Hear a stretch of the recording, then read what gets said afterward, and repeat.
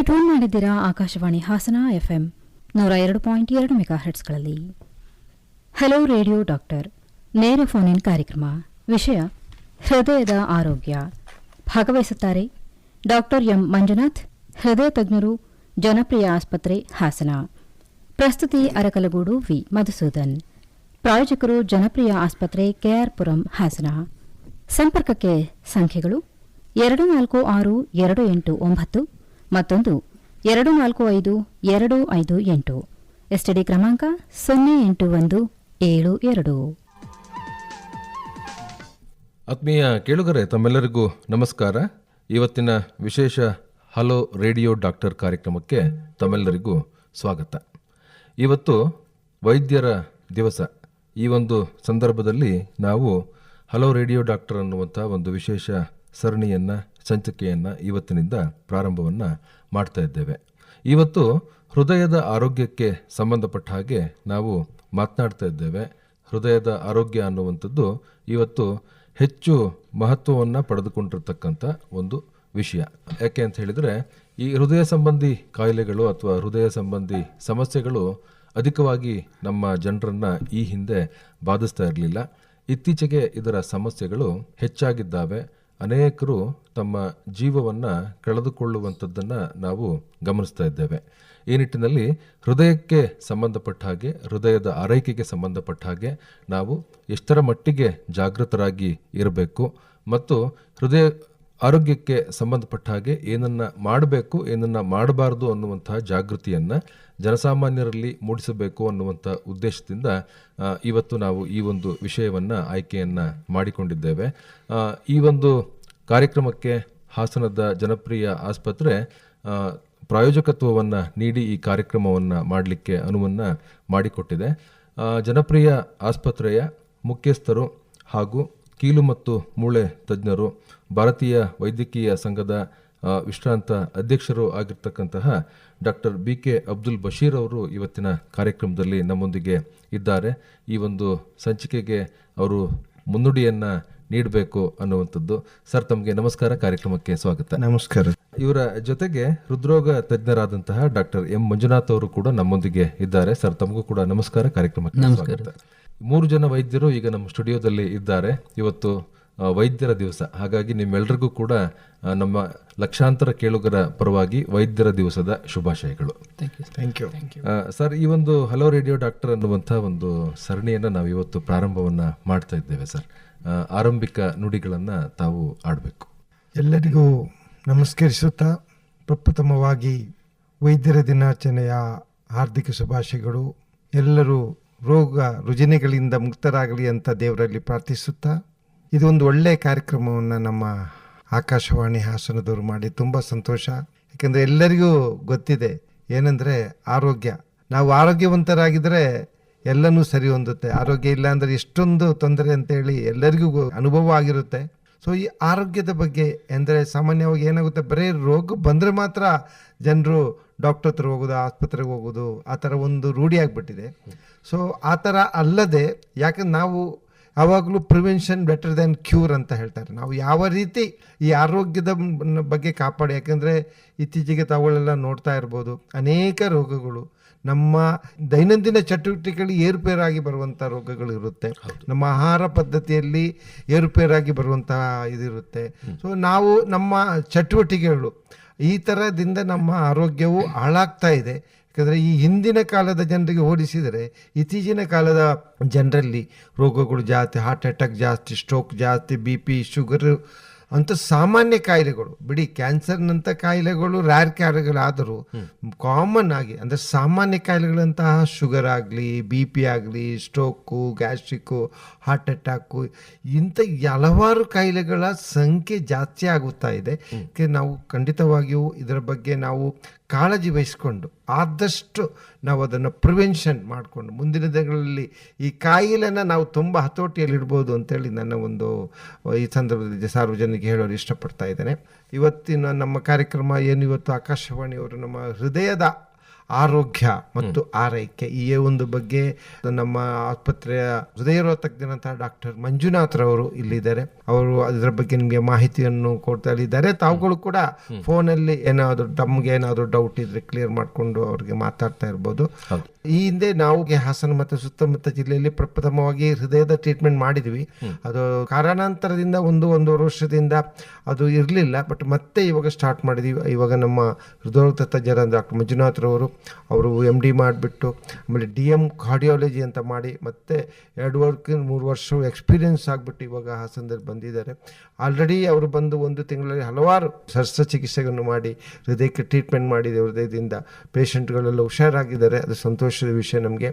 ಜೊತೆಯಲ್ಲಿ ಇವತ್ತು ನಮ್ಮ ಇನ್ನೊಬ್ಬರು ವೈದ್ಯರು ಡಾಕ್ಟರ್ ಶಾರುಖ್ ಅಬ್ದುಲ್ಲಾ ಅವರು ಕೀಲು ಮತ್ತು ಮೂಳೆ ತಜ್ಞರು, ಜನಪ್ರಿಯ ಆಸ್ಪತ್ರೆ ಹಾಸನ, ಮತ್ತು ಅವರು ಕೂಡ ಇವತ್ತಿನಲ್ಲಿ ಮುಂದಿನ ಬುಧವಾರ ಕೂಡ ಅವರು ಒಂದು ಟಾಕ್ ಕೊಡ್ತಾರೆ. ಯಾಕಂದ್ರೆ ತಮಗೆಲ್ಲರಿಗೂ ಗೊತ್ತಿದೆ ಮಂಡಿ ನೋವು, ಭುಜ ನೋವು, ಬೆನ್ನು ನೋವು ಭಾರಿ ಕಾಮನ್ ಆಗಿರುವಂಥದ್ದು. ಇದಕ್ಕೆ ಪರಿಹಾರ ನಾವು ಇದು most of the time mechanical problem ಅಂತಾರೆ. ಬೆನ್ನು ನೋವು ಅಂದರೆ ಮೆಕ್ಯಾನಿಕಲ್ ಪ್ರಾಬ್ಲಮ್ ಇರುತ್ತೆ. ಜೊತೆಲಿ ಮಂಡಿ ನೋವು ವಯಸ್ಸಾದ ಕಾಮನ್ ಇರುತ್ತೆ.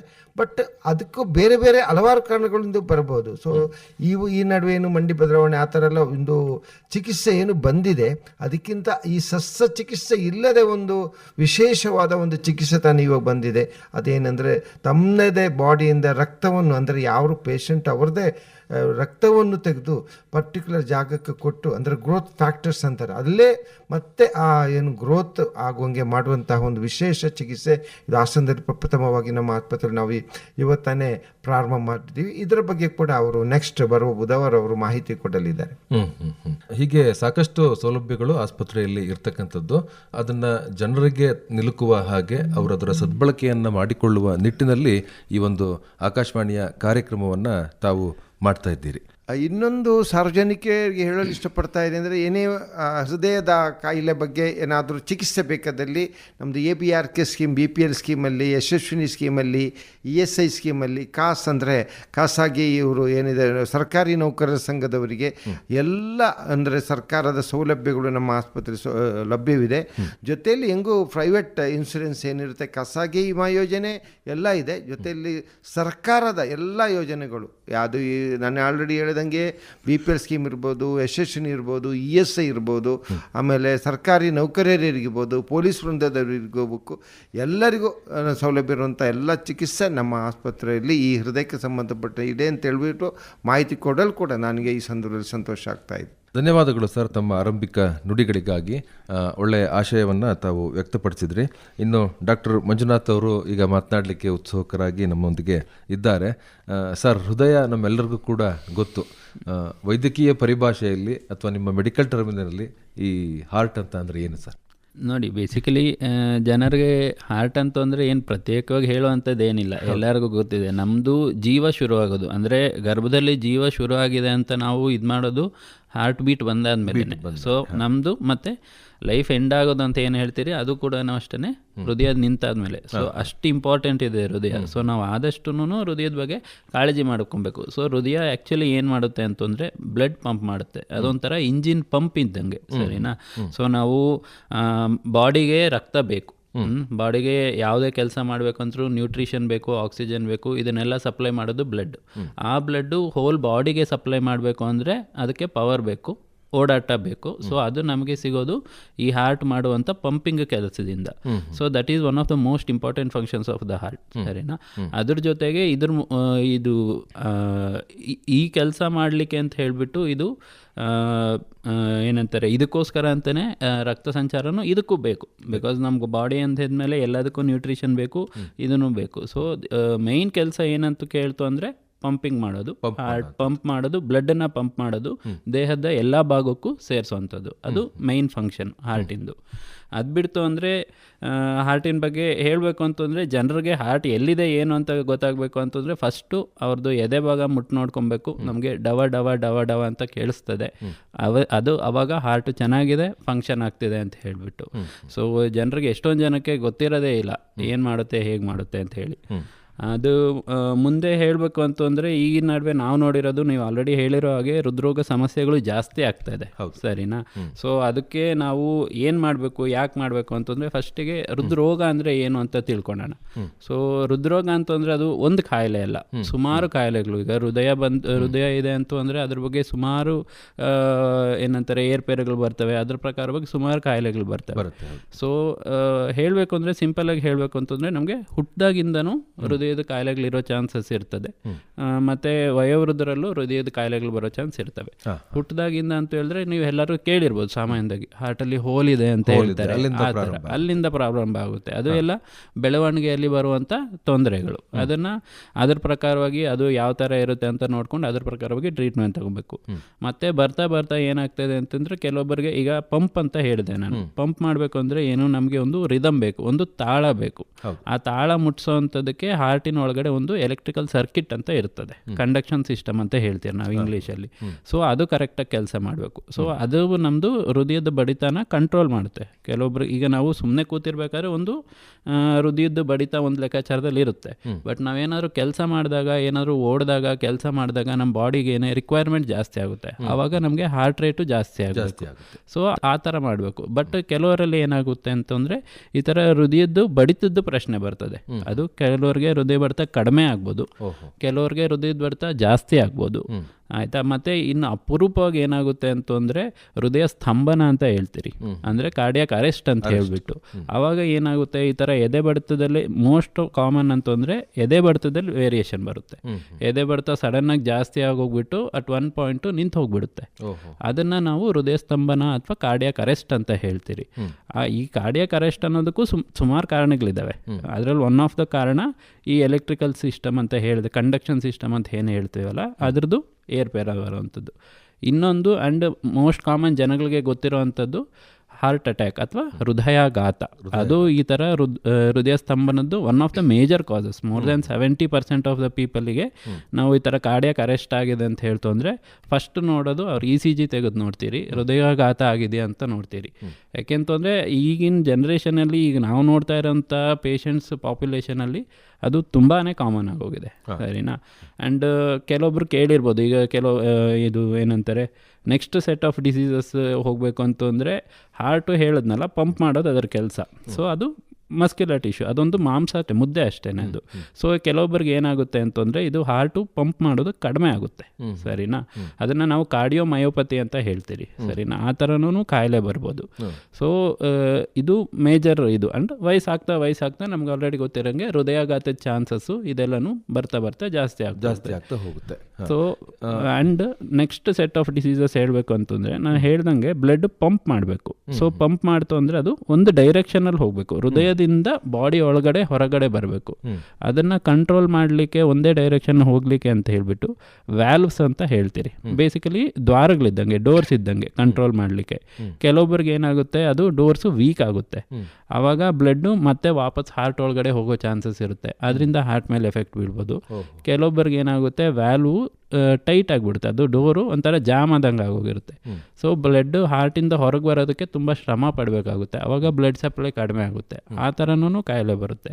ಸೊ ವಯೋವೃದ್ಧರಲ್ಲಿ ಎಸ್ಪೆಷಲಿ ಈ ಥರ ವ್ಯಾಲ್ವುಲರ್ ಹಾರ್ಟ್ ಡಿಸೀಸಸ್ ಅಂತ ಹೇಳ್ತೀರಿ, ಅದು ಚಿಕ್ಕ ಮಕ್ಕಳಲ್ಲೂ ಕಾಣಿಸ್ಬೋದು, ವಯೋವೃದ್ಧರಲ್ಲೂ ಕಾಣಿಸ್ಬೋದು. ಈ ಥರ ವಯಸ್ಸಿನ ಪ್ರಕಾರವಾಗಿ ನೋಡೋದಾಯಿತು ಅಂದರೆ ಈ ಥರ ನಾವು ಡಿವೈಡ್ ಮಾಡ್ಕೊಬೋದು. ಎಳೆ ಮಕ್ಕಳಲ್ಲಿ ನೋಡಬೇಕು ಅಂತಂದರೆ ನಾವು ಈ ಥರ ಹೇಳ್ದಂಗೆ ಕಂಜನೈಟಲ್ ಹಾರ್ಟ್ ಡಿಸೀಸಸ್ ಅಂತ ಹೇಳ್ತೀರಿ, ಅದು ಇರ್ಬೋದು. ಮತ್ತು ಟೀನೇಜಲ್ಲಿ ನೋಡ್ತು ಅಂದರೆ, ಟೀನೇಜ್ ಅಥವಾ ಮಿಡಲ್ ಏಜಲ್ಲಿ ನೋಡ್ತು ಅಂದರೆ ಈ ಥರ ಎದೆ ಬಡ್ತದ ವೇರಿಯೇಷನ್ ಆಗುವಂಥ ಸಮಸ್ಯೆಗಳು ಬರ್ಬೋದು. ಮತ್ತು ಇದು ಮಿಡಲ್ ಏಜ್ ಪೀಪಲ್ 40 to 50 ಇಯರ್ಸಲ್ಲಿ ಸಾಮಾನ್ಯವಾಗಿ ನಮಗೆ ಹಾರ್ಟ್ ಅಟ್ಯಾಕ್, ಹೃದಯಾಘಾತ ಅಂತ ಬರ್ಬೋದು. ವಯೋವೃದ್ಧರಲ್ಲಿ ಈ ಥರ ಹೃದಯ ಬಡಿತ ಕಡಿಮೆ ಆಗ್ಬೋದು, ಇಲ್ಲ ಅಂತಂದರೆ ಈ ಥರ ವ್ಯಾಲ್ವುಲರ್ ಹಾರ್ಟ್ ಡಿಸೀಸಸ್. ಸೊ ಇದು ಮೇಜರ್ ಕ್ಲಾಸಿಫಿಕೇಶನ್ ಅಂತ ಹೇಳ್ತೀರಿ ನಾವು. ಹೀಗೆ ಬೇರೆ ಬೇರೆ ತರಹದ ಹೃದಯ ಸಂಬಂಧಿ ಕಾಯಿಲೆಗಳು ಅಥವಾ ಸಮಸ್ಯೆಗಳನ್ನು ನಾವು ನೋಡಬಹುದು. ಅದ್ರ ಬಗ್ಗೆ ಇನ್ನೂ ನಾವು ಡೀಟೇಲ್ ಆಗಿ ಮಾತಾಡೋಣ ಸರ್. ನಮ್ಮ ಕೇಳುಗರು ಬಹಳ ಕಾತುರದಿಂದ ನಿನ್ನೆಯಿಂದನೂ ಕಾಯ್ತಾ ಇದ್ದಾರೆ, ನಿಮ್ಮ ಜೊತೆ ಮಾತನಾಡಬೇಕು ಅಂತ ಹೇಳಿ ಕರೆಗಳನ್ನು ಮಾಡ್ತಾ ಇದ್ದಾರೆ. ಮೊದಲ ಕರೆಯನ್ನ ಯಾರು ಮಾಡಿದ್ದಾರೆ ನೋಡೋಣ. ನಮಸ್ತೆ. ನಮಸ್ಕಾರ ಸರ್. ನಮಸ್ತೆ. ನಿಮ್ಮ ಹೆಸರು ಹೇಳಿ, ನಿಮ್ಮ ಸಮಸ್ಯೆ ಏನಿದೆ ಹೇಳಿ. ರವೀಶ್ ಅಂತ ಸರ್. ರವೀಶ್ ಎಲ್ಲಿಂದ? ಚಿಕ್ಕಮಗಳೂರಿಂದ. ಮಾತಾಡಿ ರವೀಶ್. 54 ವರ್ಷ. ಹಾಂ. BP ಮಾತ್ರ ತಗೊಂತಿದ್ದೀನಿ ಒಂದು 18-17 ಇಯರ್ ಇಂದ. ನನ್ಗೆ ಕ್ವಶನ್ ಏನಂದ್ರೆ, ನಾನು 2020 ಯಾವಾಗ ಎದೆ ನೋವು ಬರ್ತಾ ಇತ್ತು. ಹಾಸನಲ್ಲಿ ಮಿಷನ್ ಹಾಸ್ಪಿಟಲ್ ಚೆಕ್ ಮಾಡಿಸಿ TMT ಎಲ್ಲ ಮಾಡ್ಬೇಕಾದ್ರೆ 80% ಬ್ಲಾಕ್ ಇದೆ ಅಂತ ಹೇಳಿ ರಿಪೋರ್ಟ್ ಕೊಟ್ಟರು. ತಕ್ಷಣ ಜಯದೇವಕ್ಕೆ ಹೋಗಿ ಆಂಜಿಯೋಗ್ರಾಮ್ ಮಾಡಿಸಿದ್ದು. ಆಂಜಿಯೋಗ್ರಾಮ್ ಮಾಡಿಲಿ ಏನೋ ಎಲ್ಲ ನಾರ್ಮಲ್ ಇದೆ ಅಂತ ಹೇಳಿ ಬರೀ ಒಂದು 4 ಗ್ಯಾಸ್ಟ್ರಿಕ್ ಮಾತ್ರೆ ಕೊಟ್ಟು ಏನ್ ತೊಂದ್ರೆ ಇಲ್ಲ ಅಂತ ಕಳ್ಸಿದ್ರು. ಇವಾಗ್ಲೂ ನನಗೆ ನಡಿಬೇಕಾದ್ರೆ ಸ್ವಲ್ಪ ಸುಸ್ತಾದ್ರೆ ಚೆಸ್ಟ್ ನಿಪ್ಪಲ್ ಸುತ್ತ ಪೇನ್ ಬರುತ್ತೆ ಸರ್. ರವೀಶ್, ನಿಮ್ಮ ಪ್ರಶ್ನೆಗೆ ಉತ್ತರ ಹೇಳ್ತಾರೆ ಡಾಕ್ಟ್ರು. ನಮಸ್ಕಾರ ರವೀಶ್ ಅವರೇ. ಈಗ ನೋಡಿ, ಆ್ಯಂಡ್ ರವೀಶ್ ಅವರು ಆ್ಯಕ್ಚುಲಿ ನೀವು ಏನು ಕ್ವೆಶ್ಚನ್ ಕೇಳಿದ್ದಾರೆ ಆ್ಯಕ್ಚುಲಿ ಅದು ವೆರಿ ಇಂಪಾರ್ಟೆಂಟ್ ಕ್ವೆಶ್ಚನು. ಯಾಕಂತಂದರೆ ಸುಮಾರು ಜನಕ್ಕೆ ಈ ಥರ ಎದೆ ನೋವು ಬರ್ತದೆ, ನಮ್ಮ OPDಗೆ ಬಂದು ತೋರಿಸ್ಕೊಂಡು ಹೋಗ್ತಾರೆ. ಸೊ ಜನರಲಿ ಮತ್ತು ನಿಮಗೋಸ್ಕರ ನಾನು ಹೇಳಲಿಕ್ಕೆ ಏನು ಇಷ್ಟಪಡ್ತೀನಿ ಅಂತ ಅಂದರೆ, ಹೃದಯಾಘಾತ ಅಥವಾ ಹೃದಯ ಸಂಬಂಧಿ ನಮಗೆ ನೋವು ಬರುತ್ತೆ ಅಂದರೆ ಯಾವ ಥರ ಇರ್ತದೆ ಅಂತ ಫಸ್ಟು ನಾನು ಹೇಳ್ತೀನಿ, ಸರಿನಾ? ಅಂದರೆ ನಾವು ಸಾಮಾನ್ಯವಾಗಿ ಕೂತಿರ್ಬೇಕಾದ್ರೆ ಅಥವಾ ಏನು ಸಮಸ್ಯೆ ಇಲ್ದಿರ ಮಾಡಬೇಕಾಯ್ತು ಅಂದರೆ ಹೃದಯದ್ದು ನೋವು ಬರೋ ಚಾನ್ಸಸ್ಸು ತುಂಬ ಕಡಿಮೆ, ಸರಿನಾ? ಆ್ಯಂಡ್ ಎಸ್ಪೆಷಲಿ ನೀವು ಹೇಳ್ತಿದ್ದೀರಲ್ಲ ಒಂದು ಪಾಯಿಂಟಲ್ಲಿ ಬರ್ತಿದೆ ಅಂತ ಹೇಳಿಬಿಟ್ಟು ಇನ್ ಆ್ಯಂಡ್ ಅರೌಂಡು ನಿಪ್ಪಲ್ ಅಂತ ಹೇಳ್ತಿದ್ದೀರಲ್ಲ, ಆ ಥರ ಚಾನ್ಸಸ್ಸು ತುಂಬ ಕಡಿಮೆ. ಹೃದಯ ಸಂಬಂಧಿ ನೋವು ಬರ್ತದೆ ಅಥವಾ ನಮ್ಗೆ ಅಟ್ಯಾಕ್ ಬರ್ತಿದೆ ಅಂತ ಜನರಿಗೆ ಯಾವಾಗ ಗೊತ್ತಾಗುತ್ತೆ ಅಂತಂದರೆ ಹೃದಯದ ನಡುಭಾಗ ಮೇಜರ್ಲಿ ಅಥವಾ ಎಡಭಾಗ, ಆಯಿತಾ, ಆ ಭಾಗದಲ್ಲಿ ನೋವು ಬರುತ್ತೆ. ಆ್ಯಂಡ್ ಅದು ನೋವು ಬಂತು ಅಂದಾಗ ನಾವು ಆ್ಯಕ್ಚುಲಿ ಸುಮ್ಮನೆ ಕೂತಿರೋಕ್ಕೂ ಆಗೋದಿಲ್ಲ, ಏನೂ ಮಾಡೋದಕ್ಕಾಗೋದಿಲ್ಲ, ತುಂಬ ಗಾಬರಿ ಆಗೋ ಥರ ಆಗುತ್ತೆ, ಸರಿನಾ? ಅದ್ರ ಜೊತೆಗೆ ತುಂಬ ಬೆವೆಯೋ ಥರ ಬರೋದು, ಇಲ್ಲಂತಂದರೆ ಕೆಲವೊಬ್ಬರಿಗೆ ಈ ನೋವು ಎಡಭುಜಕ್ಕೆ ಹೋಗ್ಬೋದು, ಎಡಗಡೆ ಕೈಗೆ ಹೋಗ್ಬೋದು, ಅಥವಾ ದವಡೆ ಅಂತ ಏನು ಹೇಳ್ತೀರಿ ದವಡೆವರೆಗೂ ಹೋಗ್ಬೋದು. ಈ ಥರ ನೋವು ಬಂತು ಅಂದರೆ ಸಾಮಾನ್ಯವಾಗಿ ಅದು ಹಾರ್ಟಿನ ಪ್ರಕಾರವಾಗಿರುವಂಥ ಸಮಸ್ಯೆಗಳು, ಸರಿನಾ? ಆವಾಗ ಹಾರ್ಟಿನ ಪ್ರಕಾರವಾಗಿ ಏನೋ ತೊಂದರೆ ಇದೆ ಅಂತ ನಾವು ಥಿಂಕ್ ಮಾಡ್ಬೋದು. ಸೊ ನಿಮಗೆ ಹೇಳ್ತಾ ಇರೋ ಸಮಸ್ಯೆ ನನ್ನ ಪ್ರಕಾರವಾಗಿ ಹಾರ್ಟಿನ ಪ್ರಕಾರವಾಗಿ ಅನ್ನಿಸ್ತಿಲ್ಲ, ಸರಿನಾ? ಇನ್ನೊಂದು ನೀವು ಹೇಳಿದ್ರಿ TMT ಪರೀಕ್ಷೆ ಪಾಸಿಟಿವ್ ಬಂತು ಅಂತ. ಅದು TMT ಪರೀಕ್ಷೆ ಅನ್ನೋದು ನೋಡಿ, ಎಲ್ಲ ಟೆಸ್ಟಲ್ಲೂ ನಾವು 100% ಅಂತ ಇದು ಮಾಡ್ಕೊಳ್ಲಿಕ್ಕೆ ಆಗೋದಿಲ್ಲ. ಟೆಸ್ಟು ನಮಗೆ ಇರಬಹುದು ಅಂತ ಒಂದು ಸೂಚನೆ ಕೊಡುತ್ತೆ. ಅದನ್ನು ಕನ್ಫರ್ಮ್ ಮಾಡ್ಕೊಳ್ಲಿಕ್ಕೆ ಅಂತೇಳಿ ನೀವು ಜಯದೇವಾಗ ಹೋಗಿರೋದಲ್ವಾ? ಸೊ ಜಯದೇವದಲ್ಲಿ ಹೃದ್ರೋಧಕ ತಜ್ಞರು ಎಲ್ಲ ಪರೀಕ್ಷೆ ಮಾಡಿ ಹೇಳಿದ್ದಾರೆ ಅಂತಂದರೆ ಏನಂತಾರೆ, ನಿಮಗೆ ಹೃದಯ ಸಂಬಂಧಿ ಕಾಯಿಲೆ ಇರೋದು, ಬ್ಲಾಕೇಜ್ ಇರೋದು, ಅದ್ರ ಪ್ರಕಾರವಾಗಿ ನೋವು ಬರ್ತಾ ಇರೋ ಚಾನ್ಸಸ್ಸು ಕಡಿಮೆ ಇದೆ ನೋಡಿ. ಪೇನ್ ಏನಕ್ಕಿಲ್ವಾ ಸರ್? ನಡೆದ್ರೆ ಸಾಕು, ಸ್ವಲ್ಪ ಸುಸ್ತಾದರೆ ಪೇನ್ ಬರುತ್ತೆ. ಅಲ್ಲ, ಅದು ಬೇಕಾಯಿತು ಅಂದರೆ ಇನ್ನೊಂದು ಸತಿ ಚೆಕಪ್ ಮಾಡಿಸಿ ನೋಡಬೇಕಾಗುತ್ತೆ. 5 years ಇಂದ ಅದೇ ಥರ ಇದೆ, ಮತ್ತೆ ಬೇರೆ ಏನು ಪ್ರಾಬ್ಲಮ್ ಇಲ್ಲ. ಸುಸ್ತಾಗಿ ನಡೆದ್ರೆ ಸ್ವಲ್ಪ ಹಚ್ಚಿದ್ರೆ ಪೇನ್ ಬರುತ್ತೆ. ಈಗ 5 ವರ್ಷದ ಹಿಂದೆ ನೀವು ಚೆಕಪ್ ಮಾಡಿಸಿದ್ರಲ್ಲ ರವೀಶ್, ಇನ್ನೊಂದ್ಸರಿ ಮಾಡಿಸಿ ನೋಡೋಣ ಈಗ. ಯಾಕೆ ಅಂತಂದ್ರೆ ಪ್ರತಿ ವರ್ಷಕ್ಕೂ ನಮ್ಮ ಜೀವನ ಶೈಲಿಗಳು ಬದಲಾವಣೆ ಆಗ್ತಾ ಇರುತ್ತೆ, ವಯಸ್ಸಾಗ್ತಾ ಇರುತ್ತೆ. ಹಾಗಾಗಿ ಈ ಸರಿ ಇನ್ನೊಂದು ಸರಿ ನೀವು ಮಾಡಿಸ್ಕೊಂಡು ಆನಂತರ ವೈದ್ಯರನ್ನು ಕಾಣಿ. ಧನ್ಯವಾದ ಕರೆ ಮಾಡಿದ್ದಕ್ಕಾಗಿ. ನಮಸ್ತೆ. ಮುಂದಿನ ಕರೆಗೆ ಹೋಗುವ ಮುನ್ನ ಆತ್ಮೀಯ ಕೇಳುಗರೆ, ಇವತ್ತು ನಾವು ಹಲೋ ರೇಡಿಯೋ ಡಾಕ್ಟರ್ ಹೃದಯದ ಆರೋಗ್ಯಕ್ಕೆ ಸಂಬಂಧಪಟ್ಟ ಹಾಗೆ ಈ ಒಂದು ನೇರ ಫೋನಿನ್ ಕಾರ್ಯಕ್ರಮವನ್ನು ಹಮ್ಮಿಕೊಂಡಿದ್ದೇವೆ. ಹಾಸನದ ಜನಪ್ರಿಯ ಆಸ್ಪತ್ರೆಯ ಪ್ರಾಯೋಜಕತ್ವದಲ್ಲಿ ಕಾರ್ಯಕ್ರಮವನ್ನು ನಾವು ಮಾಡ್ತಾ ಇದ್ದೇವೆ. ಹಾಸನದ ಜನಪ್ರಿಯ ಆಸ್ಪತ್ರೆಯ ಹೃದ್ರೋಗ ತಜ್ಞರಾದ ಡಾಕ್ಟರ್ ಎಂ ಮಂಜುನಾಥ್ ಅವರು ಈ ಒಂದು ಕಾರ್ಯಕ್ರಮದಲ್ಲಿ ಭಾಗವಹಿಸಿ ನಿಮಗೆ ಮಾಹಿತಿಯನ್ನು ಮಾಡಿಕೊಡ್ತಾ ಇದ್ದಾರೆ. ಹೃದಯಕ್ಕೆ ಸಂಬಂಧಪಟ್ಟ ಹಾಗೆ, ಹೃದಯದ ಆರೋಗ್ಯಕ್ಕೆ ಸಂಬಂಧಪಟ್ಟ ಹಾಗೆ ನೀವು ಪ್ರಶ್ನೆಗಳನ್ನು ಕೇಳಬಹುದು, ನಿಮ್ಮ ಸಮಸ್ಯೆಗಳನ್ನು ಹೇಳಿ ಪರಿಹಾರವನ್ನು ಪಡೆದುಕೊಳ್ಬಹುದು. ನೀವು ಈ ಕಾರ್ಯಕ್ರಮದಲ್ಲಿ ಭಾಗವಹಿಸಲಿಕ್ಕೆ, ಪರಿಹಾರಗಳನ್ನು ಪಡೆದುಕೊಳ್ಳಲಿಕ್ಕೆ ನಮಗೆ ಕರೆಗಳನ್ನು ಮಾಡಬೇಕಾಗುತ್ತೆ, ದೂರವಾಣಿ ಕರೆಯನ್ನು ಮಾಡಬೇಕಾಗುತ್ತೆ. ದೂರವಾಣಿ ಸಂಖ್ಯೆಗಳು ಹೀಗಿದ್ದಾವೆ: 246-289, ಮತ್ತೊಂದು ಸಂಖ್ಯೆ 245-258. ದೂರವಾಣಿ ಸಂಖ್ಯೆಗಳನ್ನು ನಾನು ಮತ್ತೊಮ್ಮೆ ಹೇಳ್ತೇನೆ: 246-289, ಮತ್ತೊಂದು ಸಂಖ್ಯೆ 245-258. STD ಕೋಡ್ ಸಂಖ್ಯೆ 0817. ನೀವು ಕರೆಗಳನ್ನು ಮಾಡಿ ನೇರವಾಗಿ ವೈದ್ಯರೊಂದಿಗೆ ಮಾತನಾಡಿ. ಮುಂದಿನ ಕರೆಗೆ ನಾವು ಹೋಗ್ತಾ ಇದ್ದೇವೆ. ನಮಸ್ತೆ. ಹಲೋ, ನಮಸ್ಕಾರ ಸರ್. ರವೀಶ್ ಸಾಲ್ಗಾನಿದ್ದೀವಿ. ಇನ್ನೊಬ್ರು ರವೀಶ್. ಈಗ ರವೀಶ್ ಮಾತಾಡಿ ಡಾಕ್ಟರ್ ಜೊತೆ ನೇರವಾಗಿ. ನಮಸ್ತೆ ಸರ್. ನಮಸ್ಕಾರ, ಹೇಳಿ ರವೀಶ್ ಅವರೇ. ಸರ್, ಇದು ಉಪ್ಸಕ್ಕೂ ಹಾರ್ಟ್ ಅಟ್ಯಾಕ್ ಏನಾರು ಪ್ರಾಬ್ಲಮ್ ಇದೆ? ಉಬ್ಬಸ ಅದೇ ಉಬ್ಸ ಬರ್ತಿತ್ತು ಅಂದರೆ ನೋಡಿ, ಉಬ್ಸ ನಮಗೆ ಒಂದು ಸಿಂಪ್ಟಮ್ಮು, ಅದಕ್ಕೆ ಹಲವಾರು ರೀಸನ್ಸ್ ಇದ್ದಾವೆ, ಸರಿನಾ. ಅಂದರೆ ಉಬ್ಸ ಅಂತಂದರೆ ನಮಗೆ ಉಸಿರಾಟದ ಸಮಸ್ಯೆ ಬರ್ತಿದೆ, ಏನಾದ್ರು ನಡೆದಾಗ ಮಾಡಿದಾಗ ಉಸಿರಾಟದ ಸಮಸ್ಯೆ ಬರ್ತಿದೆ ಅಂತ ಬೇಸಿಕಲಿ ಅದು. ಸೊ ಇದರಲ್ಲಿ ಏನಂತಾರೆ ಮೇಜರ್ ರೀಸನ್ ಅಂತಂದರೆ ಒಂದು ಶ್ವಾಸಕೋಶದಲ್ಲಿ ಏನಾದರೂ ಸಮಸ್ಯೆ ಇದೆಯಾ ಅಂತ ನೋಡಬೇಕು, ಸರಿನಾ. ಅಂದರೆ ಕೆಲವೊಬ್ಬರಿಗೆ ಏನಾಗುತ್ತೆ ಅಲರ್ಜಿಯಿಂದ ಆಗಿರ್ಬೋದು, ಅಥವಾ ತುಂಬ ಜನ ಸ್ಮೋಕಿಂಗ್ ಮಾಡ್ತಾರೆ, ಅದರಿಂದ ಏನಾಗಿರುತ್ತೆ ಲಂಗ್ಸಲ್ಲಿ ಒಂಚೂರು ಡ್ಯಾಮೇಜ್ ಆಗಿರುತ್ತೆ. ಇಲ್ಲಾಂತಂದರೆ ಕೆಲವೊಬ್ಬರಿಗೆ ಗೊತ್ತಿದೆ ಆಸ್ತಮಾ ಅಂತ ಕೇಳಿರ್ತೀರ, ಆ ಥರ ಸಮಸ್ಯೆ ಇರೋರಿಗೆ ಕೂಡ ಈ ಥರ ಉಸಿರಾಟದ ಉಬ್ಸ ಆಯಾಸ ಬರೋ ಚಾನ್ಸ್ ಇರುತ್ತೆ. ಅದು ಒಂದು, ಸರಿನಾ. ಮತ್ತು ಹೃದಯ ಸಂಬಂಧಿ ನೋಡಬೇಕು ಅಂತಂದರೆ ಡೆಫಿನೆಟ್ಲಿ ಅದು ಕೆಲವೊಬ್ಬರಿಗೆ ಆ ಥರ ಕಾಣಿಸ್ಕೊಳೋ ಚಾನ್ಸ್ ಇರುತ್ತೆ. ಹೃದಯ ಸಂಬಂಧಿ ರೋಗಗಳಿರೋರ್ಗು ನಮಗೆ ಉಬ್ಸ ಆಯಾಸ ಕಾಣಿಸ್ಕೊಳುತ್ತೆ. ಯಾರಿಗೆ ಫಸ್ಟು ಮೇಜರ್ ಅಂತ ಅಂದರೆ ನಾನು ಈ ಮುಂಚೆ ಹೇಳಿದೆ ಹಾರ್ಟಿಂದು ಕೆಲಸ ಇರೋದು ಪಂಪ್ ಮಾಡೋದು ಅಂತ. ಆ ಥರ ಏನಾದರೂ ಪಂಪ್ ಮಾಡೋದು ಸ್ವಲ್ಪ ಕಡಿಮೆ ಆಗಿತ್ತು ಅಂದರೆ ಅಂಥ ಪೇಷಂಟ್ಸಿಗೆ ಈ ಥರ ಉಬ್ಸ ಆಯಾಸ ಬರ್ಬೋದು, ಸರಿನಾ. ಇಲ್ಲ ಇನ್ನೊಂದೇನು ಅಂತಂದರೆ ತುಂಬ ಅಪರೂಪವಾಗಿ ನಾನು ಸಾಧಾರಣ ಹೇಳಿದೆ ಈಗ ಜಸ್ಟು ಹೃದಯಾಘಾತ ಬರ್ತಿದೆ ಅಥವಾ ಹೃದಯಾಘಾತ ಬರೋವಂಥ ಮುನ್ಸೂಚನೆ ಇದೆ ಅಂತಂದರೆ ನೋವು ಬರುತ್ತೆ ಅಂತ ಹೇಳಿಬಿಟ್ಟು, ಬಟ್ ಕೆಲವೊಬ್ಬರಿಗೆ ಅಪರೂಪವಾಗಿ ಈ ಥರ ಉಬ್ಸ ಆಯಾಸ ಬರ್ಬೋದು. ಇದು ನಾವು ಯಾರಲ್ಲಿ ಕಾಣ್ತೀರಿ ಅಂತಂದರೆ ಮೇಯ್ನ್ಲಿ ಶುಗರ್ ಇರೋವಂಥ ಪೇಷಂಟು, ಅಥವಾ ಸ್ವಲ್ಪ ವಯೋವೃದ್ಧರಾಗಿರೋರಿಗೆ, ಅಥವಾ ಕಿಡ್ನಿ ಸಮಸ್ಯೆ ಇರೋವಂಥವ್ರಿಗೆ, ಅಥವಾ ಏನಾದರೂ ಒಂಚೂರು ನರದ್ದು ದೌರ್ಬಲ್ಯ ಅಂತ ಏನು ಹೇಳ್ತೀರಿ ಅಂಥ ಪೇಷಂಟ್ಸಿಗೆ ಕೆಲವೊಬ್ಬರಿಗೆ ಏನಾಗುತ್ತೆ ನೋವು ಕಾಣಿಸ್ಕೊಳೋದಿಲ್ಲ. ಅಂಥವ್ರಿಗೆ ಈ ಥರ ಸ್ವಲ್ಪ ಉಬ್ಸದ್ದು ಸಮಸ್ಯೆ ಇರಬಹುದು. ಅದು ಉಬ್ಸದ್ದು ಸಮಸ್ಯೆ ಬಂದಿದ್ದ ಕೂಡಲೇ ಹಾರ್ಟಿಂದು ಸಮಸ್ಯೆ ಇದೆ ಅಂತಲ್ಲ, ಅದು ಪರೀಕ್ಷೆ ಮಾಡಿ ನೋಡ್ಕೊಂಡೇ ಅದು ನಮಗೆ ಕ್ಲಾರಿಫೈ ಮಾಡಲಿಕ್ಕೆ ಆಗೋದು. ಬಟ್ ಎಸ್, ಪಾಸಿಬಿಲಿಟಿ ಇದೆ, ಉಬ್ಸ ಆಯಾಸ ಬಂತು ಅಂದರೆ ಹಾರ್ಟಿನ ಸಮಸ್ಯೆ ಇರಬಹುದು ಅಂತ ಒಂದು ಸತಿ ತೋರಿಸ್ಕೊಳೋದು ಉತ್ತಮನೇ. ಸರಿ ಸರ್, ಓಕೆ, ಥ್ಯಾಂಕ್ ಯು. ಧನ್ಯವಾದ ರವೀಶ್, ಕರೆ ಮಾಡಿದ್ದಕ್ಕಾಗಿ. Thank you sir. ಮುಂದಿನ ಕರೆಗೆ ಹೋಗ್ತೇವೆ ನಾವು. ನಮಸ್ತೆ. ನಮಸ್ತೆ ಸರ್. ನಿಮ್ಮ ಹೆಸರು ಹೇಳಿ. ಮಂಜುಳಾ, 72 ವರ್ಷ, ಚಿಕ್ಕಮಗಳೂರು ಸರ್. ನನಗೆ ಎಡದೆ ಕೈ ಎಡದೆ ಭುಜ ನೋವು ಬರುತ್ತೆ, ಹಾಗೆ ಮತ್ತೆ ಎದೆ ನೋವು ಒಂದೊಂದ್ಸತಿ ಕಾಣಿಸ್ತಾ ಇರುತ್ತೆ. ನಿನ್ನೆ ಹೋಗಿ ಇಲ್ಲಿ ಡಾಕ್ಟರ್ ಹತ್ರ ಚೆಕ್ ಮಾಡಿಸ್ದೆ, ಏನ್ ಪರವಾಗಿಲ್ಲ ನಾರ್ಮಲ್ ಇದೆ ಅಂತ ಹೇಳಿ ಕಳ್ಸಿದ್ರು. ಎಡದೆ ಕೈ ಬಹಳ ನೋವಿದೆ ಸರ್, ನಂಗೆ ಬಹಳ ಒಂದು 6 ತಿಂಗಳಿಂದನೂ ನೋವಿದೆ. ಡಾಕ್ಟರ್ ಮಾತಾಡ್ತಾರೆ, ಕೇಳಿಸ್ಕೊಳ್ಳಿ. ಮಂಜುಳಾ ಅಮ್ಮವ್ರೆ, ನಮಸ್ಕಾರ ಅಮ್ಮವ್ರೆ. ಈಗ ನೋಡಿ, ಅದು ನಿಮಗೆ ಕೈ ನೋವು ಜಾಸ್ತಿ ಇದೆಯಾ ಅಥವಾ ಎದೆ ನೋವು ಜಾಸ್ತಿ ಇದೆಯಾ ಅಂತ ಒಂದು ನೋಡಬೇಕು, ಸರಿನಾ. ಕೆಲವೊಂದು ಸತಿ ಸ್ವಲ್ಪ ವಯಸ್ಸಾಗಿರೋರಿಗೆ ಏನಾಗಿರುತ್ತೆ, ನಾವು ಮೂಳೆದು ಸಮಸ್ಯೆ ಬಂದಿರೋ ಚಾನ್ಸ್ ಇರುತ್ತೆ, ಅಂದರೆ ಸ್ಪಾಂಡೈಲೋಸಿಸ್ ಅಂತ ಹೇಳ್ತೀರಿ, ಸರಿನಾ. ಅಂದರೆ ಇದು ಕೀಲು ಮೂಳೆದು ನಾವು ನೆಕ್ಸ್ಟ್ ವಾರದಲ್ಲೂ ಮಾತಾಡೋ ಪ್ರೋಗ್ರಾಮ್ ಎಲ್ಲ ಇಟ್ಕೊಂಡಿದ್ದೀರಿ, ಬಟ್ ಹೇಳ್ತಾ ಇದ್ದೀನಿ ಎಸ್ಪೆಷಲಿ ಈ ಥರ ವಯಸ್ಸಾಗಿರೋರ್ಗೆ ಏನಾಗುತ್ತೆ ಕೀಲು ಮೂಳೆಗಳದ್ದು ಒಂಥರ ಸವಿಯೋ ಥರ ಆಗಿರುತ್ತೆ, ಅಂಥವ್ರಿಗೂ ಈ ಥರ ಕೈ ನೋವು ಬರೋ ಚಾನ್ಸಸ್ ಇರುತ್ತೆ. ಸೊ ಕೈ ನೋವು ಬಂದಿದೆ ಅಂಥೇಳಿ ನೀವು ಜಾಸ್ತಿ ಗಾಬರಿ ಪಟ್ಕೊಳೋ ಅಂಥದ್ದು ಏನು ಬೇಡ. ಆ ಥರ ನೋವು ಇನ್ನೂ ಇರೋದ್ರಿಂದ ನೀವು ಬೇಕಾಯಿತು ಅಂದರೆ ಇನ್ನೊಂದು ಸತಿ ಹೋಗಿ ECG ಮಾಡಿಸಿ ಪರೀಕ್ಷೆ ಮಾಡಿಸಿ ತೋರಿಸ್ಕೊಳ್ಳಿ, ಅದರಲ್ಲಂತೂ ತಪ್ಪಂತೇನಿಲ್ಲ. ನೀವು ಗಾಬರಿ ಪಟ್ಕೊಂಡು ಇದು ಮಾಡ್ಕೊಂತು ಅಂದರೆ ಏನು ಕೆಲಸ ನಡೆಯೋದಿಲ್ಲ. ನೋವು ಕಡಿಮೆ ಆಗಿಲ್ಲ ಅಂತಂದರೆ ಮತ್ತೊಂದು ಸತಿ ಹೋಗಿ ತೋರಿಸ್ಕೊಳೋದು ಉತ್ತಮ. ನಿನ್ನೆ ತೋರಿಸ್ಕೊಂಬಂದಿದ್ದೀನಿ ಅಂತ ಹೇಳಿದ್ರು ಅವರು. ಅಲ್ಲ, ಅವರು ಅಲ್ಲಿ ECG ಪರೀಕ್ಷೆ ಅದು ಮಾಡಿದ್ರಮ್ಮ ನಿನ್ನೆ? ಎಲ್ಲ ನಾರ್ಮಲ್ ಇದೆ ಅಂದಿದ್ರಾ? ಅಂದಿದ್ರಂತೆ ಮಗನ ಕೈಲಿ. ಹಾಂ, ಅಲ್ಲ ಇರಲಿ, ಪರವಾಗಿಲ್ಲ. ಅವರು ECG ನಾರ್ಮಲ್ ಇದೆ ಅಂತ ಹೇಳಿದ್ದಾರೆ ಅಂತಂದರೆ ನೋಡಿ, ಈ ಥರ ನೋವು ಕಾಣಿಸ್ಕೊಂಡಾಗ ಎಸ್ಪೆಷಲಿ ನಮಗೆ ECG ತೆಗೆದು ನೋಡಿದಾಗ ನಾರ್ಮಲ್ ಇತ್ತು ಅಂದರೆ ಅದು ಹಾರ್ಟಿನ ಸಮಸ್ಯೆ ಇರೋ ಚಾನ್ಸಸ್ಸು ಕಡಿಮೆ, ಸರಿನಾ.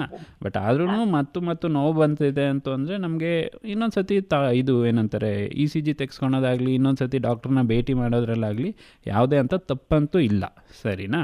ಅದು ನೋಡಿ ಒಂದು ಸತಿ ಬೇಕಾಯಿತು ಅಂದರೆ ಇನ್ನೊಂದು ಸತಿ ಹೋಗಿ ತೋರಿಸ್ಕೊಳ್ಳಿ. ಧನ್ಯವಾದ ಮಂಜುಳಾ ಅವರೇ, ಕರೆ ಮಾಡಿದ್ದಕ್ಕಾಗಿ. ಮುಂದಿನ ಕರೆಗೆ ನಾವು ಹೋಗ್ತೇವೆ. ನಮಸ್ತೆ. ನಮಸ್ತೆ ಸರ್. ನಮಸ್ತೆ, ನಿಮ್ಮ ಹೆಸರು ಹೇಳಿ, ಮಾತನಾಡಿ. ಕೃಷ್ಣಗೌಡ ಅಂತ ಹೇಳ್ಬಿಟ್ಟು ಸರ್, ಸುಮಾರು ವಯಸ್ಸು 64, ಮಣಿಪುರ, ಆಲೂರ್ ಹತ್ರನಾ? ಮಾತಾಡಿ, ಏನ್ ಸಮಸ್ಯೆ ಇದೆ ಹೇಳಿ. 2010ರಲ್ಲಿ ಹಾರ್ಟ್ ಪ್ರಾಬ್ಲಮ್ ಇತ್ತು ಸರ್. ಸ್ಟಂಟ್ ಹಾಕಿದ್ರು ಜಯದೇವ ಹಾಸ್ಪಿಟಲ್ 2. ಸುಮಾರು 16 ವರ್ಷ ಆಯ್ತು ಬಂತು. ಈಗ ಮತ್ತೆ ತಿರ್ಗಾ ತುಂಬಾ ಪೇನ್ ಕಾಣಿಸ್ಕೊಳ್ತೈತೆ. ಒಂದ್ ಸ್ವಲ್ಪ ಏನಾದ್ರು ಭಾರ ಎತ್ತಿದ್ರು ಬಗ್ಗಿದ್ರೆ ನೋವು ಬರ್ತಾ ಇದೆ ಸರ್, ಅದೇ ಮಧ್ಯದಲ್ಲಿ 2 ಭಾಗದಲ್ಲಿ. ಕೃಷ್ಣಗೌಡ, ನಿಮ್ಮ ಪ್ರಶ್ನೆಗೆ ಉತ್ತರ ಹೇಳ್ತಾರೆ ಡಾಕ್ಟರ್ ಇವಾಗ. ನಮಸ್ಕಾರ ಕೃಷ್ಣಗೌಡ್ರೆ. ನಮಸ್ಕಾರ. ಈಗ ಅದೇ ನೀವು 2010ರಲ್ಲಲ್ವಾ ಆಂಜಿಯೋಪ್ಲಾಸ್ಟಿ ಮಾಡಿಸಿ ಸ್ಟೆಂಟ್ ಎಲ್ಲ ಹಾಕ್ಸ್ಕೊಂಡಿರೋದು? ಹೌದು ಸರ್. ಇವಾಗ ನಿಮ್ಗೆ ಇದು ಎದೆ ನೋವು ಎಷ್ಟು ದಿವಸದಿಂದ ಕಾಣಿಸ್ಕೊಂತಿದೆ? మరి ಒಂದು ತಿಂಗಳಾಯ್ತಾನೆ ಬಂತು ಸರ್. ಹಾಸನ ಲಂಗ ಎಲ್ಲ ECG ಮಾಡಿಸ್ತೆ, ಎಕೋ ಮಾಡಿಸ್ತೆ, ಅದ್ರಲ್ಲಿ ಏನೂ ಪ್ರಾಬ್ಲಮ್ ಇಲ್ಲ. ಸರಿ. ಮಾಡಿಸಿದ್ರು ಮತ್ತೆ ತಿರ್ಗಿ ನೋವು ಹಾಗೆ ಬರ್ತಾನೆ ಇದೆ. ಅದು ಹಳೆ ಪ್ರಾಬ್ಲಮ್ಮೇ ಇರ್ಬೇಕು ಅಂತ ಅಂದ್ರು. ಅಲ್ಲ, ಮುಂಚೆನೂ ನಿಮಗೆ ಇದೇ ಥರ ನೋವು ಬಂದಿನ ಆಂಜಿಯೋಪ್ಲಾಸ್ಟಿ ಅಂತ ಮಾಡಿಸಿದ್ದು? ಇದೇ ತರ ನೋವು ಬಂದು ಆಂಜಿಯೋಪ್ಲಾಸ್ಟಿ ಮಾಡಿಸಿದ್ದೆ. ಅವಾಗ ಸರಿ, ಬ್ಲಾಕ್ ಇದೆ ಅಂತ ಹೇಳ್ಬಿಟ್ಟು ರೈಟ್ ಸೈಡ್ ನಲ್ಲಿ ಇದು ಮಾಡಿದ್ರಾ? ಆಗೋ ಚಾನ್ಸಸ್ ಇರುತ್ತೆ ಅಂತ ಹೇಳ್ಬಿಟ್ಟು 2 ಸ್ಟಂಟ್ ಹಾಕಿದ್ರು. ಓಕೆ ಓಕೆ, ಸರಿ ಸರಿ. ಈಗ ನೋಡಿ, ಒಂದೇನು ಅಂತಂದರೆ ನಿಮಗೆ ನೋವು ಸ್ವಲ್ಪ ಏನಾದ್ರು ಕೆಲಸ ಮಾಡಿದಾಗ ಅಥವಾ ಮಾಡಿದಾಗ ಅಲ್ವಾ ನೋವು ಬರ್ತಾ ಇರೋದು? ಏನಾದ್ರು ಒಂಚೂರು ಮುಷ್ಟಿಯಿಂದ ಏನಾದ್ರು ನಮ್ಮ ಕೈಲಿ ಅದು ಇದು ಏನಾದ್ರು ಮಾಡಿದ್ರೆ ಪೇನ್ ಬಂದಂಗೆ ಆಗುತ್ತೆ. ಗೊತ್ತಾಯ್ತು. ಈಗ ಅದ ನೋಡಿ, ಇದು ನೀವು ಹೇಳ್ತಾ ಇರೋವಂಥ ಸಮಸ್ಯೆ ಏನಿದೆ ಅದು ಒಂಚೂರು ಹೃದಯ ಸಂಬಂಧಿ ಕಾಯಿಲೆ ಥರನೇ ಇದೆ, ಸರಿನಾ? ಸೊ ಈಗ ನೀವು ಒಂದು ಏನು ಮಾಡಬೇಕು ಅಂತಂದರೆ ಮಾತ್ರೆಗಳನ್ನ ಕರೆಕ್ಟಾಗಿ ತಗೊಬೇಕು, ಸರಿನಾ? ಆಯಿತಾ? ಮಾತ್ರೆ ಯಾವುದೇ ಕಾರಣಕ್ಕೂ ಬಿಡ್ಲಿಕ್ಕೆ ಹೋಗಬೇಡಿ, ಆಯಿತಾ? ಆಮೇಲೆ ದಯವಿಟ್ಟು ಬಂದು ನಮ್ಮ ಆಸ್ಪತ್ರೆಯಲ್ಲಿ ತೋರಿಸ್ಕೊಳ್ಳಿ. ಇನ್ನೊಂದು ಸತಿ ನಾವು ಚೆಕಪ್ ಮಾಡ್ತೀರಿ, ಜನಪ್ರಿಯ ಆಸ್ಪತ್ರೆಯಲ್ಲಿ ಬಂದು ತೋರಿಸ್ಕೊಳ್ಳಿ. ನಾವು ಚೆಕಪ್ ಮಾಡಿ ನೋಡ್ತೀರಿ ಏನಾಗ್ತಿದೆ ಅಂತ ಹೇಳಿ, ಸರಿನಾ? ಆ್ಯಂಡ್ ಇನ್ನೊಂದು ಏನಂತ ಅಂದರೆ ಅವರು ಹೇಳಿರೋ ಥರ ಇದು ಬ್ಲಾಕೇಜ್ ಬಂದಿರೋ ಚಾನ್ಸಸ್ ಇರುತ್ತೆ. ಯಾಕೆಂತಂದರೆ ನಮಗೆ ಹಾರ್ಟಲ್ಲಿ ಎಡಗಡೆ ಬಲಗಡೆ ಅಂತ ನೀವು ಹೇಳಿದ್ರಿ, ಬಲಗಡೆ ಇದರಲ್ಲಿ ಸ್ಟೆಂಟ್ ಹಾಕಿದ್ರು ಅಂತ ಅಲ್ವಾ? ಸೊ ನಮಗೆ ಏನಂತಂದರೆ ಈಗ ಆಲ್ಮೋಸ್ಟು 15-16 ವರ್ಷ ಆಗ್ತಾ ಬಂತು ನಿಮಗೆ ಅದು ಸ್ಟೆಂಟ್ ಎಲ್ಲ ಹಾಕಿ, ಸರಿನಾ? ಸೊ ಈಗ ಎಡಗಡೆ ಕೆಲವೊಬ್ಬರಿಗೆ ಎಡಗಡೆ ಇರೋವಂಥ ಇದು ಭಾಗದಲ್ಲಿ ಬ್ಲಾಕೇಜ್ ಬಂದಿರೋ ಚಾನ್ಸ್ ಇರುತ್ತೆ, ಇಲ್ಲಾಂತಂದರೆ ಹೊಸ ಬ್ಲಾಕೇಜು ಬಂದಿರೋ ಚಾನ್ಸಸ್ ಇರುತ್ತೆ. ಸೊ ನೀವು ಬೇಕಾಯ್ತು ಒಂದು ಸತಿ ಬಂದು ತೋರಿಸ್ಕೊಂತು ಅಂದರೆ ನಾವು ಕ್ಲೀನಾಗಿ ನೋಡಿ ಮುಂದೆ ಏನು ಮಾಡಬೇಕು ಅಂತ ನೋಡ್ಬೋದಾಗುತ್ತೆ. ಸರ್ ಯಾವಾಗಲೂ ಸಿಗ್ತೀರಾ ಸರ್? ನಾವು ಯಾವಾಗ ಬರಲಿ ಸರ್? ಹೌದು, ನಾವು ಎಮರ್ಜೆನ್ಸಿಗೆ 24/7 ಅವೈಲೇಬಲ್ ಇರ್ತೀರಿ. OPD ಬೇಸಿಸು ಡೈಲಿ ಇರ್ತೀರಿ. ವಾರದಲ್ಲಿ 6 ದಿವಸ OPD ನಡೆಯುತ್ತೆ ನಮ್ಮದು. ತುಂಬ ಕಿತ್ತು ಏನು ಸುತ್ತಕೆಲ್ಲ ಹೊಡೆದ ಟೈಪ್ ನೋವು ಬರುತ್ತೆ ಸರ್. ಎಡಭಾಗದಲ್ಲಿ ಮಧ್ಯದಲ್ಲಿ ಬರುತ್ತೆ, ಆಮೇಲೆ ಎಡಭಾಗಕ್ಕೂ ಹೋಗ್ತಾ ಇದೆ. ಅದೇ ಹೇಳಿದ್ನಲ್ಲ, ಸ್ವಲ್ಪ ಅದು ಹೃದಯ ಸಂಬಂಧಿ ಕಾಯಿಲೆ ಥರನೇ ಇದೆ. ಅದು ದಯವಿಟ್ಟು ಬಂದು ತೋರಿಸ್ಕೊಳ್ಳಿ, ಇಗ್ನೋರ್ ಮಾಡ್ಕೊಳಕ್ಕೆ ಹೋಗಬೇಡಿ, ಸರಿನಾ? Okay sir, okay. ಧನ್ಯವಾದ ಕೃಷ್ಣೇಗೌಡ್ರೆ ಕರೆ ಮಾಡಿದ್ದಕ್ಕಾಗಿ. ಮುಂದಿನ ಕರೆಗೆ ಹೋಗ್ತೀವಿ ನಾವು. ನಮಸ್ತೆ. ನಮಸ್ತೆ ಸರ್, ನಾವು ಬೇಲೂರು ತರಕವಳದಿಂದ ರೂಪ ಮಾತಾಡಿ ಸರ್. ನಮಸ್ತೆ. ಗ್ಯಾಸ್ಟ್ರಿಕ್ ಸಮಸ್ಯೆ ಹೆಚ್ಚಾದ್ರೆ ಹೃದಯದ ನೋವು ಬರುತ್ತಾ? ನಮಸ್ಕಾರ ಅಮ್ಮ ರೂಪ ಅವರೇ. ನಮಸ್ಕಾರ ಸರ್. ಅದೇ ಈಗ ನೋಡಿ, ಗ್ಯಾಸ್ಟ್ರಿಕ್ ಸಮಸ್ಯೆ ಅಂತ ಅಂದರೆ ಸಾಧಾರಣವಾಗಿ ಜಠರ ಹತ್ರ ಹೊಟ್ಟೆ ರಿಲೇಟೆಡ್, ಸರಿನಾ? ಬಟ್ ಅದು ಏನಾಗುತ್ತೆ ಅಂತಂದರೆ ನಮಗೆ ಅನ್ನನಾಳ ಅಂತ ಇರುತ್ತೆ. ನಾವು ಬಾಯಲ್ಲಿ ಏನು ತಗೊತೀರಿ ಅದು ಅನ್ನನಾಳದ ಮುಖಾಂತರವಾಗಿ ನಮಗೆ ಹೊಟ್ಟೆಗೆ ಸೇರಬೇಕು, ಸರಿನಾ? ಸೊ ಈಗ ಗ್ಯಾಸಿನ ಸಮಸ್ಯೆ ಬಂದಾಗ ಏನಾಗ್ತದೆ ಅಂತಂದರೆ ಅದು ಜಠರದ ಭಾಗದಲ್ಲಿ ಒಂಚೂರು ಆ್ಯಸಿಡ್ ಅಂಶ ಜಾಸ್ತಿ ಇರುತ್ತೆ, ಸರಿನಾ? ಸೊ ಆವಾಗ ಏನಾಗುತ್ತೆ, ಈ ಆ್ಯಸಿಡ್ ಅಂಶ ಸ್ವಲ್ಪ ಈ ಅನ್ನನಾಳದವರೆಗೂ ಬರೋ ಚಾನ್ಸ್ ಇರುತ್ತೆ. ಸೊ ಗ್ಯಾಸ್ಟ್ರಿಕ್ ಸಮಸ್ಯೆ ಇರೋರ್ಗು ನಮಗೆ ಎದೆ ಭಾಗದಲ್ಲಿ ಉರಿ ಬರೋ ಅಂಥದ್ದು, ನೋವು ಬರೋ ಅಂಥ ಸಾಧ್ಯತೆ ಇದೆ. ಮತ್ತೆ ಇನ್ನೊಂದು ಪ್ರಶ್ನೆ ಸರ್, ಹೇಳಿ. ಜಾಸ್ತಿ ವ್ಯಾಯಾಮ ಮಾಡೋದ್ರಿಂದ ಹೃದಯದ ಮೇಲೆ ಒತ್ತಡ ಜಾಸ್ತಿ ಆಗುತ್ತಾ ಸರ್? ಅಲ್ಲ ನೋಡಿ, ವ್ಯಾಯಾಮ ಮಾಡಲೇಬೇಕು, ಸರಿನಾ? ನಾವು ಜೀವನ ಶೈಲಿಯಲ್ಲಿ ಅದು ಡೆಫಿನೆಟ್ಲಿ ಚೇಂಜ್ ಮಾಡ್ಕೊಬೇಕು. ವ್ಯಾಯಾಮ ಮಾಡೋದ್ರಿಂದ ನಮಗೆ ಹೃದಯದ ಮೇಲೆ ಒತ್ತಡ ಬೀಳುತ್ತೆ ಅಂತ ಹೇಳೋದು ತಪ್ಪು, ಸರಿನಾ? ಯಾಕೆ ಅಂತಂದರೆ ನಾವು ನಮಗೆ ಹಾರ್ಟ್ಗೆ ಸ್ವಲ್ಪ ಕೆಲಸ ಕೊಡ್ತಾ ಇರಬೇಕು, ಸರಿನಾ? ಸ್ವಲ್ಪ ಒತ್ತಡ ಕೊಡ್ತಾ ಇರಬೇಕು. ಅದು ಯಾವ ಥರ? ಫಿಸಿಕಲ್ ಒತ್ತಡ ಕೊಡಬೇಕು, ಮೆಂಟಲ್ ಒತ್ತಡ ಅಲ್ಲ, ಸರಿನಾ? ಸೊ ನೀವು ವ್ಯಾಯಾಮ ಮಾಡಿ ಇದೆಲ್ಲ ಮಾಡೋದ್ರಿಂದ ಹಾರ್ಟು ಗಟ್ಟಿ ಆಗುತ್ತೆ ಹೊತ್ತು ವೀಕ್ ಆಗೋದಿಲ್ಲ, ಸರಿನಾ? ಅದು ನಮ್ಮ ಲಿಮಿಟಲ್ಲಿ ನೋಡಿಕೊಂಡು ಮಾಡ್ತಾ ಇರಬೇಕಾಗುತ್ತೆ, ಸರಿನಾ? ನಮ್ಮದು ಬಾಡಿಗೆ ಏಜ್ ಪ್ರಕಾರವಾಗಿ ಸ್ವಲ್ಪ ಲಿಮಿಟ್ ಇರುತ್ತೆ, ಸಲ್ವಾ? ಅದ್ರ ಪ್ರಕಾರವಾಗಿ ನೋಡ್ಕೊತ ಮಾಡ್ತಾ ಇರಬೇಕಾಗುತ್ತೆ ಅಷ್ಟೇ. ಸೊ ವ್ಯಾಯಾಮ ಮಾಡೋದ್ರಿಂದ ಹಾರ್ಟಿಂದು ಸಮಸ್ಯೆ ಬರುತ್ತೆ ಅಂತ ಹೇಳೋದು ಅದು ತಪ್ಪು, ಸರಿನಾ? ಸರಿ ಸರ್. ಓಕೆ, ಧನ್ಯವಾದ ರೂಪ ಕರೆ ಮಾಡಿದ್ದಕ್ಕಾಗಿ. Thank you sir. ಮುಂದಿನ ಕರೆಗೆ ಹೋಗ್ತೀವಿ ನಾವು. ನಮಸ್ತೆ. ನಮಸ್ತೆ ಸರ್. ನಮಸ್ತೆ, ನಿಮ್ಮ ಹೆಸರು ಹೇಳಿ, ಮಾತನಾಡಿ. ನಾನು ಮಧುರಾ ಅಂತ ಹೇಳಿ ಸರ್, ನಮ್ದು ಹಾಸನಿಂದ. ಮಾತಾಡಿ ಮಧುರಾ. ಸರ್ ನಮಸ್ತೆ. ನಮಸ್ಕಾರ, ಹೇಳಿಮ್ಮ. ಸರ್ BP-ಗೂ ಹಾರ್ಟ್ ರಿಲೇಟೆಡ್ಗೂ ಏನ್ ಸಂಬಂಧ ಅಂದ್ರೆ, BP ಅಂತ ಹೇಳಿದ್ರೆ ಈಗ ಯೂಶಲಿ ಎಲ್ಲರಿಗೂ BP ಅಂತಾರೆ. ಅಂದ್ರೆ ಈಗ ಚೆಕ್ ಮಾಡ್ತಿರಲ್ಲ, ಅಕಸ್ಮಾತ್ ಸಿಟ್ ಮಾಡ್ತಿದ್ದಾರೆ ಅಂದ್ರೆ BP ಇರ್ಬೇಕು, ಚೆಕ್ ಮಾಡಿಸ್ಕೊ ಅಂತಾರೆ. ಅಂದ್ರೆ ಅದಕ್ಕೂ ಯಾವ ತರ ರಿಲೇಟೆಡ್ ಅನ್ನೋದು ನನ್ನ ಪ್ರಶ್ನೆ. ಸರಿ, ಈಗ ನೋಡಿ, BP ಅಂತಂದರೆ ಬ್ಲಡ್ ಪ್ರೆಷರ್ ಅಂತ ಹೇಳಿಬಿಟ್ಟು ನಮ್ಮ ಬಾಡಿಯಲ್ಲಿ ಸಾಮಾನ್ಯವಾಗಿ ನಾನು ಫಸ್ಟಿಗೆ ಹೇಳಿದೆ, ನಮ್ಮ ಬಾಡಿ ಕೆಲಸ ಮಾಡಬೇಕು ಅಂತಂದರೆ ನಮಗೆ ನ್ಯೂಟ್ರಿಷನ್ ಬೇಕು, ಆಕ್ಸಿಜನ್ ಬೇಕು ಬಾಡಿಗೆ ಅಂತ. ಅದನ್ನು ಸಪ್ಲೈ ಮಾಡೋ ಅಂಥ ಕೆಲಸ ಈ ಬ್ಲಡ್ದು, ಸರಿನಾ? ಬ್ಲಡ್ಡು ಅಲ್ಲಿವರೆಗೂ ಸೇರಬೇಕು ಅಂತಂದರೆ ನಮಗೆ ಹಾರ್ಟು ಪಂಪ್ ಮಾಡಬೇಕು, ರಕ್ತನಾಳಗಳ ಮುಖಾಂತರ ಹೋಗಿ ಸೇರಬೇಕು, ಸರಿನಾ? BP ಅಂತಂದರೆ ಏನು? ಈ ರಕ್ತನಾಳಗಳಲ್ಲಿ ಸ್ವಲ್ಪ ರೆಸಿಸ್ಟೆನ್ಸ್ ಇರುತ್ತೆ, ನಮಗೆ ರಕ್ತ ಮುಂದೆ ಹೋಗೋದಕ್ಕೆ ನಮಗೆ ಸ್ವಲ್ಪ ಅಡಚಣೆ ಇರುತ್ತೆ, ಸರಿನಾ. ಸೊ ಆವಾಗ ನಮಗೆ ಪೇಷಂಟಿಗೆ ಬಿ ಪಿ ಚೆಕ್ ಮಾಡಿ ನೋಡಿ ಅದರ ಪ್ರಕಾರವಾಗಿ ಬಿ ಪಿ ಇದೆಯಾ ಇಲ್ವಾ ಅಂತ ಹೇಳ್ತೀರಿ, ಸರಿನಾ. ಸೊ ಹಾರ್ಟಿಂದ ಏನು ಕೆಲಸ, ಪಂಪ್ ಮಾಡೋದು. ಈಗ ಅಕಸ್ಮಾತ್ ಏನಾದರೂ ಈ ಥರ ರೆಸಿಸ್ಟೆನ್ಸ್ ಇತ್ತು ಅಂತ ಹೇಳಿದ್ರೆ ಏನಾಗುತ್ತೆ, ಅವರಿಗೆ ಹಾರ್ಟಿಗೆ ಕೆಲಸ ಜಾಸ್ತಿ ಮಾಡುತ್ತದು, ಸರಿನಾ. ಸಾಮಾನ್ಯವಾಗಿ ಬಿ ಪಿ ಇಲ್ಲ ಅಂತಂದರೆ ಸರಾಗವಾಗಿ ಬ್ಲಡ್ ಹೋಗ್ತಾ ಇರುತ್ತೆ. ಬಟ್ ಏನಾದರೂ ರೆಸಿಸ್ಟೆನ್ಸ್ ಬಂತು ಅಂದರೆ ಹಾರ್ಟ್ ಕೆಲಸ ಜಾಸ್ತಿ ಆಗುತ್ತೆ, ಸರಿನಾ. ಆವಾಗ ನಮಗೆ ಹಾರ್ಟಿನ ಮೇಲೆ ಎಫೆಕ್ಟ್ ಬೀಳುತ್ತೆ. ಆವಾಗ ಬಿ ಪಿ ಅನ್ಕಂಟ್ರೋಲ್ಡಾಗಿತ್ತು ಅಂದರೆ, ನೀವು ಬಿ ಪಿ ಕಂಟ್ರೋಲ್ ಮಾಡ್ಕೊಂಡಿತ್ತು ಅಂದರೆ ಸಾಧಾರಣವಾಗಿ ಹಾರ್ಟಿನ ಮೇಲೆ ಅಷ್ಟೊಂದು ಎಫೆಕ್ಟ್ ಬರೋದಿಲ್ಲ, ಸರಿನಾ. ಈ ಥರ ರಕ್ತನಾಳಗಳಲ್ಲಿ ಇದು ಪ್ರೆಷರ್ ಜಾಸ್ತಿ ಆದಾಗ ಬಿ ಪಿ ಅಂತ ನಾವು ಬಿ ಪಿ ಕಾಯಿಲೆ ಇದೆ ಅಂತ ಕಂಡುಹಿಡಿತೀರಿ. ಅದು ಕಂಟ್ರೋಲ್ ಆಗಿಲ್ಲ ಅಂತ ಅಂದಾಗ ಏನಾಗುತ್ತೆ, ಹಾರ್ಟಿನ ಮೇಲೆ ಒತ್ತಡ ಬೀಳುತ್ತೆ. ಹಾರ್ಟಿನ ಮೇಲೆ ಒತ್ತಡ ಬಿದ್ದಾಗ ವಿಧವಾದ ಚೇಂಜಸ್ ಬಂದುಬಿಟ್ಟು ಅದು ಹೃದಯಾಘಾತಕ್ಕೆ ಕಾರಣ ಆಗಬಹುದು. ಸೊ ಹಾರ್ಟಿನ ಇದು ಬಿ ಪಿ ಹೆರಿಡಿಟ್ರಿನೂ ಇರುತ್ತೆ ಅಂತ ಹೇಳ್ತಾರೆ, ಅಥವಾ ಫುಡ್ ಹ್ಯಾಬಿಟ್ಸ್, ಈಗ ಕೊಲೆಸ್ಟ್ರಾಲ್ ಜಾಸ್ತಿ ಬ್ಲಾಕೇಜಸ್ ಆಗೋದಕ್ಕೆಲ್ಲ ಬ್ಲಡ್ ಥಿಕ್ ಆಗಿದ್ರೆ ಈ ತರ ಆಗದೆ, ಅದಕ್ಕೆ ಪಂಪ್ ಮಾಡೋದಕ್ಕೆ ಕಷ್ಟ ಆಗತ್ತೆ ಅಂತ ಇರುತ್ತೆ. ಈಗ ಫುಡ್ ಹ್ಯಾಬಿಟ್ಸ್ ಚೇಂಜ್ ಮಾಡ್ಕೊಳ್ಳೋದ್ರಿಂದನೂ ಬಿ ಪಿನ ಕಂಟ್ರೋಲ್ ಮಾಡ್ಕೋಬಹುದು. ಇದಕ್ಕೆ ಮೆಡಿಸಿನ್ ಅಗತ್ಯ ಇದೆಯಾ? ಇಲ್ಲ ನೋಡಿ, ನಾವು ಮೋಸ್ಟ್ ಆಫ್ ದ ಡಿಸೀಸಸ್ ಅಂದರೆ ಈಗ ನಾವು ಹೆಚ್ಚು ಜನರಲ್ ಕಾಣ್ತಾ ಇರೋದು ನಾನ್ ಕಮ್ಯುನಿಕೇಬಲ್ ಡಿಸೀಸಸ್ ಅಂತ ಹೇಳ್ತೀರಿ. ಅಂದರೆ ಒಬ್ಬರಿಂದ ಒಬ್ಬರಿಗೆ ಹರಡದೇ ಇರೋವಂಥ ಕಾಯಿಲೆಗಳು. ಅದ್ಯಾವುದು, ಈ ಬಿ ಪಿ, ಶುಗರು, ಕೊಲೆಸ್ಟ್ರಾಲು ಮತ್ತು ಇದು ಏನಂತಾರೆ ಬೊಜ್ಜುತನ, ಇದೆಲ್ಲ ಒಬ್ಬರಿಂದ ಒಬ್ರಿಗೆ ಹರಡಲ್ಲ. ಅದು ನಮ್ಮ ಬಾಡಿಯಲ್ಲಿ ನಾವೇ ಮಾಡ್ಕೊಳೋ ಅಂಥ ಕಾಯಿಲೆಗಳು, ಸರಿನಾ. ಸೊ ಫಸ್ಟು ನಾವು ಇದನ್ನು ಪ್ರಿವೆಂಟ್ ಮಾಡಬೇಕು ಅಂತಂದರೆ ನಾವು ನಮ್ಮ ನಮ್ಮದು ಡೈಲಿ ಹ್ಯಾಬಿಟ್ಸನ್ನು ಚೇಂಜ್ ಮಾಡ್ಕೊಬೇಕು. ರೆಗ್ಯುಲರಾಗಿ ಎಕ್ಸಸೈಸ್ ಮಾಡಬೇಕು, ಕರೆಕ್ಟಾಗಿ ಟೈಮಿಗೆ ಊಟ ಮಾಡಬೇಕು. ಆ್ಯಂಡ್ ಊಟ ಅಂತಂದರೆ ನ್ಯೂಟ್ರಿಷಿಯಸ್ ಫುಡ್ ತೊಗೊಬೇಕು. ನಾವು ಹೋಗಿ ಹೊರಗಡೆ ಊಟ ಮಾಡೋದು ಅಥವಾ ಮನೆಯಲ್ಲೇ ಮಾಡ್ಕೊಂಡು ತಿಂದರು ಅಂತ ಕರೆದಿರೋ ಅಂಥ ಊಟ ಮಾಡೋದು ಅಂಥದ್ದೆಲ್ಲ ಮಾಡಬಾರ್ದು. ಕರೆಕ್ಟಾಗಿ ಏನು ನಾವು ಮುಂಚೆಯಿಂದ ಯಾವ ಥರ ಪಾಲನೆ ಮಾಡ್ಕೊಂಬಂದಿದ್ದೀರಿ ಆ ಥರ ಇದು ಮಾಡ್ಕೊಂಬರ್ಬೇಕು. ಇಲ್ಲಿ 2 ಫ್ಯಾಕ್ಟರ್ಸ್ ಇದೆ. ಒಂದು ಏನು ಅಂತಂದರೆ ನಾವು ಊಟ ಇದು ಮಾಡೋ ಅಂಥ ಇದು ಪ್ರಕ್ರಿಯೆ ಏನಿದೆ ಅದು ತುಂಬ ಬದಲಾವಣೆ ಆಗಿದೆ. ನಾವು ಮುಂಚೆ ಇದಕ್ಕೆ ಕಂಪೇರ್ ಮಾಡ್ತು ಅಂದರೆ ನಾವು ತುಂಬ ಫ್ರೈಡ್ ಐಟಮ್ಸ್ ಯೂಸ್ ಮಾಡ್ತೀರಿ, ಫ್ರೈಡ್ ರೈಸ್ ಆಗಲಿ ಅಂತ ತುಂಬ ಎಣ್ಣೆ ಯೂಸ್ ಮಾಡೋವಂಥ ಐಟಮ್ಸನ್ನು ಜಾಸ್ತಿ ಮಾಡ್ತೀರಿ. ಈಗ ಹಿಂದಿನ ಕಾಲದಲ್ಲಿ ನೀವು ಯೋಚನೆ ಮಾಡಿ ನೋಡ್ತು ಅಂದರೆ ಅವರು ಮುದ್ದೆ, ಅನ್ನ, ಸಾರು ಅದು ಮ್ಯಾಕ್ಸಿಮಮ್ ತಿಂತಾಯಿದ್ರು. ಅದರಲ್ಲಿ ನಾವು ಎಷ್ಟು ಎಣ್ಣೆ ಯೂಸ್ ಮಾಡ್ತಾಯಿದ್ರಿ, ಒಂದು ಒಗ್ಗರಣೆಗೋಸ್ಕರ ಅಂತ ಮ್ಯಾಕ್ಸಿಮಮ್ ಎಣ್ಣೆ ಯೂಸ್ ಮಾಡ್ತಾಯಿದ್ದಿದ್ದು. ಬಟ್ ನಾವು ಇವಾಗ ಏನು ಮಾಡ್ತಾಯಿದ್ದೀರಿ, ಬೆಳಗ್ಗೆ ಎದ್ದಿದ್ದ ಕೂಡಲೇ ಒಂದು ದೋಸೆ ಮಾಡ್ತೀರಿ ಅಂತಂದರೆ ಅದಕ್ಕೂ ಎಣ್ಣೆ ಉಪಯೋಗಿಸ್ತೀರಿ, ಅಥವಾ ಬೇರೆ ಏನಾದರೂ ಚಪಾತಿ, ರೊಟ್ಟಿ ಮಾಡಬೇಕು ಅಂತಂದರೆ ಅದಕ್ಕೂ ಎಲ್ಲನೂ ಎಣ್ಣೆ ಉಪಯೋಗಿಸ್ತೀರಿ. ಸೊ ನಾವು ದೇಹದಲ್ಲಿ ನಮಗೆ ಇದು ಎಣ್ಣೆ ಅಂಶ ಜಾಸ್ತಿ ಕೂಡಿದಷ್ಟು ಈ ಎಣ್ಣೆ ಎಲ್ಲ ಹೋಗಿ ಒಂದು ಕಡೆ ಕೂರುತ್ತೆ. ಅದು ಎಲ್ಲಿ ಕೂರುತ್ತೆ, ಹಾರ್ಟ್ ಎಲ್ಲ ಇದು ದೇಹದ್ದು ರಕ್ತನಾಳಗಳಲ್ಲಿ ಕೂಡುತ್ತೆ. ಸೊ ಆವಾಗ ನಮಗೆ ಬ್ಲಾಕೇಜಸ್ ಬರುತ್ತೆ, ಅದರಿಂದ ಹಾರ್ಟ್ ಅಟ್ಯಾಕ್ ಬರೋ ಚಾನ್ಸಸ್ ಇರುತ್ತೆ, ಸರಿನಾ. ಜೊತೆಗೆ ಸರ್ ನಾವು ಆಯುರ್ವೇದದ್ದು ಮೆಡಿಸಿನ್ ಪ್ರಿಫರ್ ಮಾಡ್ತೀವಿ, ಮತ್ತೆ ಬಯೋಮ್ಯಾಗ್ನೆಟಿಕ್ ಬೆಡ್ ನ ಪ್ರಿಫರ್ ಮಾಡ್ತೀವಿ. ಅಂದ್ರೆ ಆಕ್ಸಿಜನ್ ಸಪ್ಲೈನ ಚೆನ್ನಾಗಿ ಮಾಡ್ಕೊಡುತ್ತೆ. ಹಿಂದಿನ ಕಾಲದಲ್ಲಿ ನೆಲದ ಮೇಲೆ ಮಲಗ್ತಾ ಇದ್ರು, ಮತ್ತೆ ಫುಟ್ವೇರ್ ಅಂದ್ರೆ ನೆಲದ ಮೇಲೆ ನಡೀತಾ ಇದ್ರು. ಆಕ್ಸಿಜನ್ ಮ್ಯಾಗ್ನೆಟಿಕ್ ಪವರ್ ಇಂದ ಆಕ್ಸಿಜನ್ ಸಪ್ಲೈ ಚೆನ್ನಾಗ್ ಆಗ್ತಿದೆ, ನಮ್ ಬಾಡಿಗೆ ಸರ್ಕ್ಯುಲೇಷನ್ ಚೆನ್ನಾಗಾಗತ್ತೆ ಅಂತ ಈ ತರ ಇದೆ. ಈಗ ಮ್ಯಾಗ್ನೆಟ್ ಅದು ಬೆಡ್ ನ ನಾವು ಪ್ರಿಫರ್ ಮಾಡ್ತೀವಿ. ಕೆಲವೊಬ್ರಿಗೆ ಅದೇ ಚೆನ್ನಾಗಿ ಇದಾಗ್ತಿದೆ ವಿತ್ ಮೆಡಿಕೇಶನ್. ಅದ್ರ ಜೊತೆಗೆ ಇಂಗ್ಲಿಷ್ ಮೆಡಿಸಿನ್ಗೂ ಇದಕ್ಕೂ ಮೆಡಿಕೇಶನ್ ಇಲ್ದಲೇನೆ ಇದು ಗುಣ ಆಗುವಂತದ್ದು ಇಲ್ಲಿ ಇಲ್ಲದೆ ಇರ್ಲಿ ಅಂತೇಳಿ ನಾವು ಪ್ರಿಫರ್ ಮಾಡ್ತಾ ಇದೀವಿ.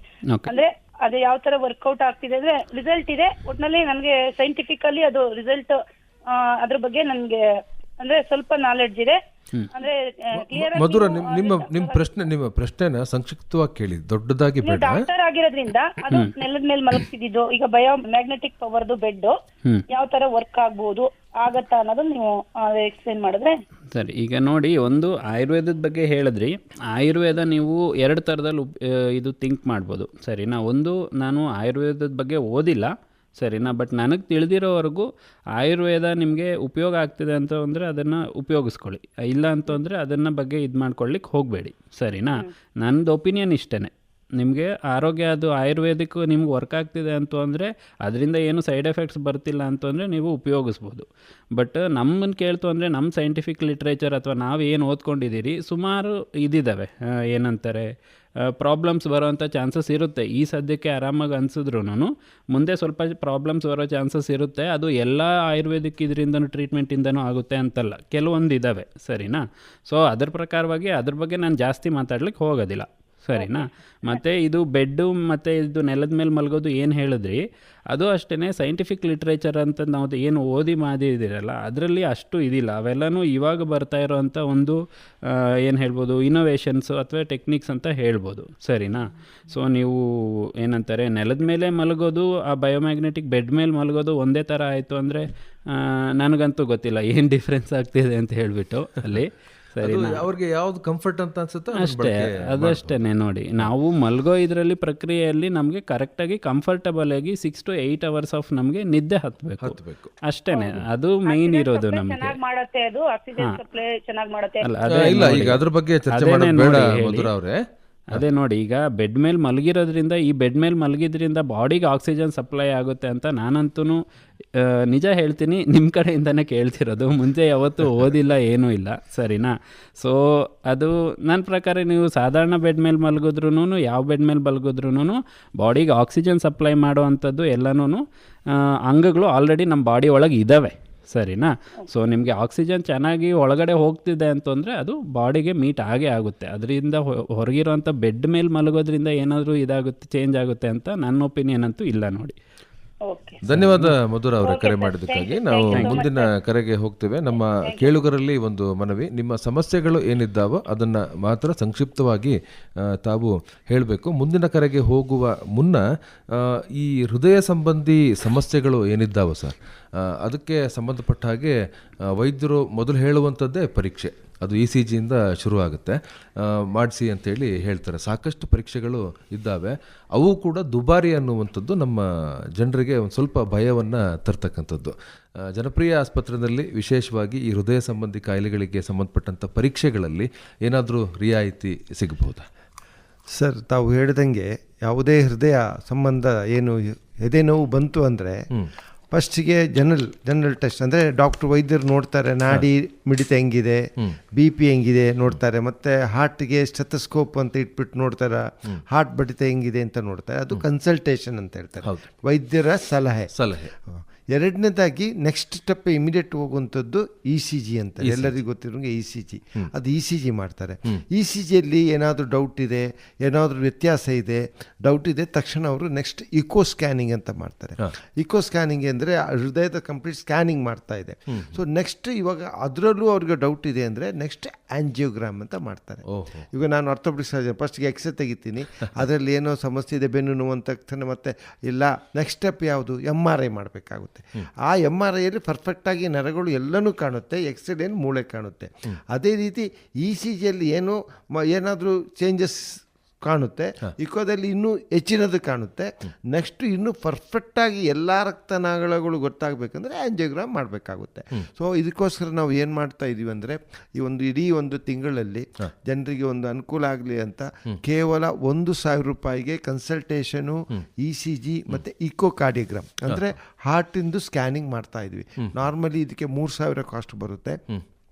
ಬೇಕಿದ್ರೆ TMT ಅಂತಾರೆ, ನೆಕ್ಸ್ಟ್ ಒಂದು TMT ಅಂತ ಒಂದು ಈ ಥರ ಓಡಿಸ್ಬಿಟ್ಟು ಒಂದು ಮಿಷನಲ್ಲಿ ಓಡಿಸ್ಬಿಟ್ಟು TMT ಅಂದರೆ ಅದು ಡಾಕ್ಟ್ರು ಹೇಳ್ತಾರೆ ಅದ್ರ ಬಗ್ಗೆ ಹೇಗೆ ಕೆಲಸ ಮಾಡ್ತದೆ, ಅದು ಎಷ್ಟು ಕೆಲಸ ಮಾಡ್ತಾ ಇದೆ, ಸ್ಟ್ರೆಸ್ ಆದರೆ ಎಷ್ಟು ಕೆಲಸ ಮಾಡ್ತಾ ಇದೆ ಅಂತೇಳಿ TMT. ಅಕಸ್ಮಾತ್ TMT ಮಾಡಿದ್ರೆ 500 ರೂಪಾಯಿ 1,500 ಆಗುತ್ತೆ, ಇಲ್ಲ 1,000 ರೂಪಾಯಿಗೆ ಆಗುತ್ತೆ. ಇದೊಂದು ವಿಶೇಷವಾಗಿ ನಾವು ನಮ್ಮ ಆಸ್ಪತ್ರೆಯಲ್ಲಿ ಪ್ರಥಮವಾಗಿ ಏನು ಇವಾಗ ನಾವು ಈ ತಿಂಗಳು ಇಡೀ ಜುಲೈ ಲಾಸ್ಟ್ವರೆಗೂ ಕೂಡ ಈ ಒಂದು ಪ್ರಯೋಜನವನ್ನು ಜನರಿಗೆ ಆಗ್ಬೇಕಂತೇಳಿ ನಾವು ಮಾಡಿಕೊಟ್ಟಿದ್ವಿ. ಅಂತಂದರೆ ಹೃದಯ ಸಂಬಂಧಿ ಸಮಸ್ಯೆಗಳು ಇದಾವೆ ಅಂಥೇಳಿ ಯಾರಿಗಾರು ಅನಿಸಿದ್ರೆ ಈ ರಿಯಾಯಿತಿ ದರದಲ್ಲಿ ಅವರು ಬಂದು ಪರೀಕ್ಷೆಯನ್ನು ಮಾಡಿಸ್ಕೊಂಡು ಡಾಕ್ಟ್ರಿಂದ ಒಂದು ಸಲಹೆಯನ್ನು ಕೂಡ ಪಡೆದುಕೊಳ್ಬಹುದು. ಖಂಡಿತ. ಮುಂದಿನ ಕರೆಗೆ ಹೋಗೋಣ ಸರ್. ಸಾಕಷ್ಟು ಕರೆಗಳು ಬರ್ತಿದ್ದಾವೆ, ನಮ್ಮ ಕೇಳುಗರು ಕ್ಯೂನಲ್ಲಿದ್ದಾರೆ. ಮುಂದಿನ ಕರೆಯನ್ನು ಯಾರು ಮಾಡಿದ್ದಾರೆ ನೋಡೋಣ. ನಮಸ್ತೆ. ನಮಸ್ಕಾರ. ನಮಸ್ತೆ, ನಿಮ್ಮ ಹೆಸರು ಹೇಳಿ, ಮಾತನಾಡಿ. ವಿರೂಪಾಕ್ಷ ಮಾತಾಡಿ ವಿರೂಪಾಕ್ಷ ಸರ್. ಏನಿಲ್ಲ ಡಾಕ್ಟರ್, ನಮಸ್ಕಾರ. ನಮಸ್ಕಾರ, ಹೇಳಿ. ಈಗ ಜಾಸ್ತಿ ಊಟದಲ್ಲಿ ತುಪ್ಪ ಬಳಸೋದ್ರಿಂದ ಹಾರ್ಟ್ ರಿಲೇಟೆಡ್ ಪ್ರಾಬ್ಲಮ್ ಆಗುತ್ತೆ ಅನ್ನೋದೊಂದು ಪ್ರಶ್ನೆ ಸರ್. ಅದು ಡೆಫಿನೆಟ್ಲಿ ಇದೆ ನೋಡಿ. ನಮ್ಮ ಫುಡ್ ಹ್ಯಾಬಿಟ್ಸು ನಾವು ಚಿಕ್ಕವರಿಂದ ಯಾವ ಥರ ಫುಡ್ ಹ್ಯಾಬಿಟ್ಸು ಫಾಲೋ ಮಾಡ್ಕೊತೀರಿ ಅನ್ನೋದು ತುಂಬ ಇದಾಗುತ್ತೆ, ಇಂಪಾರ್ಟೆಂಟ್ ಆಗುತ್ತೆ ನಮಗೆ ಹೃದಯ ಸಂಬಂಧಿ ಕಾಯಿಲೆಗಳಲ್ಲಿ. ನಾವು ಹೇಳೋದೇನು ಅಂತಂದರೆ ಯಾವ ಥರ ಎಣ್ಣೆ ಉಪಯೋಗಿಸ್ಬೇಕು ಅಂದರೆ ಅನ್ಸ್ಯಾಚುರೇಟೆಡ್ ಫ್ಯಾಟ್ಸ್ ಅಂತ ಹೇಳ್ತೀರಿ, ಸರಿನಾ? ಇದು ಕೆಮಿಕಲ್ ಅಥವಾ ಟೆಕ್ನಿಕಲ್ ಟರ್ಮಿನಾಲಜಿ. ಅನ್ಸ್ಯಾಚುರೇಟೆಡ್ ಫ್ಯಾಟ್ಸು ಹೆಚ್ಚಿರೋ ಅಂಶನ ನಾವು ಯೂಸ್ ಮಾಡಬೇಕು ಅಂತ. ಯಾಕೆಂತಂದರೆ ಈ ಸ್ಯಾಚುರೇಟೆಡ್ ಫ್ಯಾಟ್ಸ್ ಅಂತ ಏನು ಕೆಲವೊಂದು ಅಂಶಗಳಿದ್ದಾವೆ, ಸರಿನಾ? ಆ ಅಂಶಗಳನ್ನ ನಮಗೆ ಬಾಡಿಯಲ್ಲಿ ಹೋದಷ್ಟು ಅದು ಹೋಗ್ಬಿಟ್ಟು ಈ ರಕ್ತನಾಳಗಳಲ್ಲಿ ಕೂತ್ಕೊಂಡು ಬ್ಲಾಕ್ ಮಾಡೋವಂಥ ಚಾನ್ಸಸ್ಸು ಜಾಸ್ತಿ, ಸರಿನಾ? ನೀವು ಹೇಳಿರೋವಂಥ ತುಪ್ಪ ಅಥವಾ ಬೆಣ್ಣೆ ಏನು ಉಪಯೋಗಿಸ್ತೀರಿ ಆ್ಯಕ್ಚುಲಿ ಅದರಲ್ಲೆಲ್ಲನೂ ಅದು ತುಂಬ ಜಾಸ್ತಿ ಇರುತ್ತೆ, ಸರಿನಾ? ಸೊ ನಾವು ರೆಗ್ಯುಲರ್ ಬೇಸಿಸಲ್ಲಿ ಯೂಸ್ ಮಾಡ್ತು ಅಂದರೆ ಡೆಫಿನೆಟ್ಲಿ ತೊಂದರೆ ಆಗೇ ಆಗುತ್ತೆ, ಸರಿನಾ? ಬಟ್ ಈಗ ಹಾಂ ಹೇಳಿ.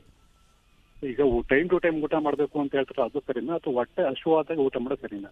ಅಲ್ಲ ನೋಡಿ, ಅದು ಜನರ ಮೇಲೆ ಡಿಪೆಂಡು. ಟೈಮ್ ಟು ಟೈಮ್ ಅಂತ ನಾವು ಡಿಸೈಡ್ ಮಾಡ್ಕೊಬೇಕು ಯಾವ ಟೈಮಲ್ಲಿ ಊಟ ಮಾಡ್ತೀರಿ ಅಂತ ಹೇಳಿಬಿಟ್ಟು, ಸರಿನಾ? ನಮ್ಮ ಬಾಡಿಗೆ ಯಾವ ಥರ ಅಡ್ಜಸ್ಟ್ ಆಗುತ್ತೆ ಅಂತ ಹೇಳಿ. ಈಗ ನೀವು ಏನಂತಾರೆ ಕೂಲಿ ಕಾರ್ಮಿಕರಿಗೆ ಹೋಗ್ಬಿಟ್ಟು 1 ಹೊತ್ತು ತಿನ್ನಿರಿ 2 ಹೊತ್ತು ತಿನ್ನಿರಿ ಅಂತ ಹೇಳ್ತಂದರೆ ಅವ್ರಿಗೆ ಆಗೋದಿಲ್ಲ. ಬಿಕಾಸ್ ಅವ್ರಿಗೆ ಬಾಡಿಗೆ ನ್ಯೂಟ್ರಿಷನ್ ಜಾಸ್ತಿ ಬೇಕಾಗಿರುತ್ತೆ. ಆ ಲೆಕ್ಕಾಚಾರದಲ್ಲಿ ಅದು ಪರ್ಸನ್ ಟು ಪರ್ಸನ್ ವೇರಿ ಆಗುತ್ತೆ, ಸರಿನಾ? ನಮ್ಮ ಬಾಡಿ ರಿಕ್ವೈರ್ಮೆಂಟ್ಸು ನಮಗೆ ಹೇಗೆ ಅಂತ ನಾವು ಅಡ್ಜಸ್ಟ್ ಮಾಡಿಕೊಂಡು ಅದರ ಪ್ರಕಾರ ಊಟ ಮಾಡಬೇಕಾಗುತ್ತೆ ಅಷ್ಟೇ. ಧನ್ಯವಾದ ವಿರೂಪಾಕ್ಷ ಅವರೇ ಕರೆ ಮಾಡಿದ್ದಕ್ಕಾಗಿ. ಮುಂದಿನ ಕರೆಗೆ ಹೋಗ್ತೀವಿ. ನಮಸ್ತೆ. ನಮಸ್ತೆ. ನಮಸ್ತೆ, ನಿಮ್ಮ ಹೆಸರು? ವಿಜಯಲಕ್ಷ್ಮಿ ರಾಜರ ಸರ್.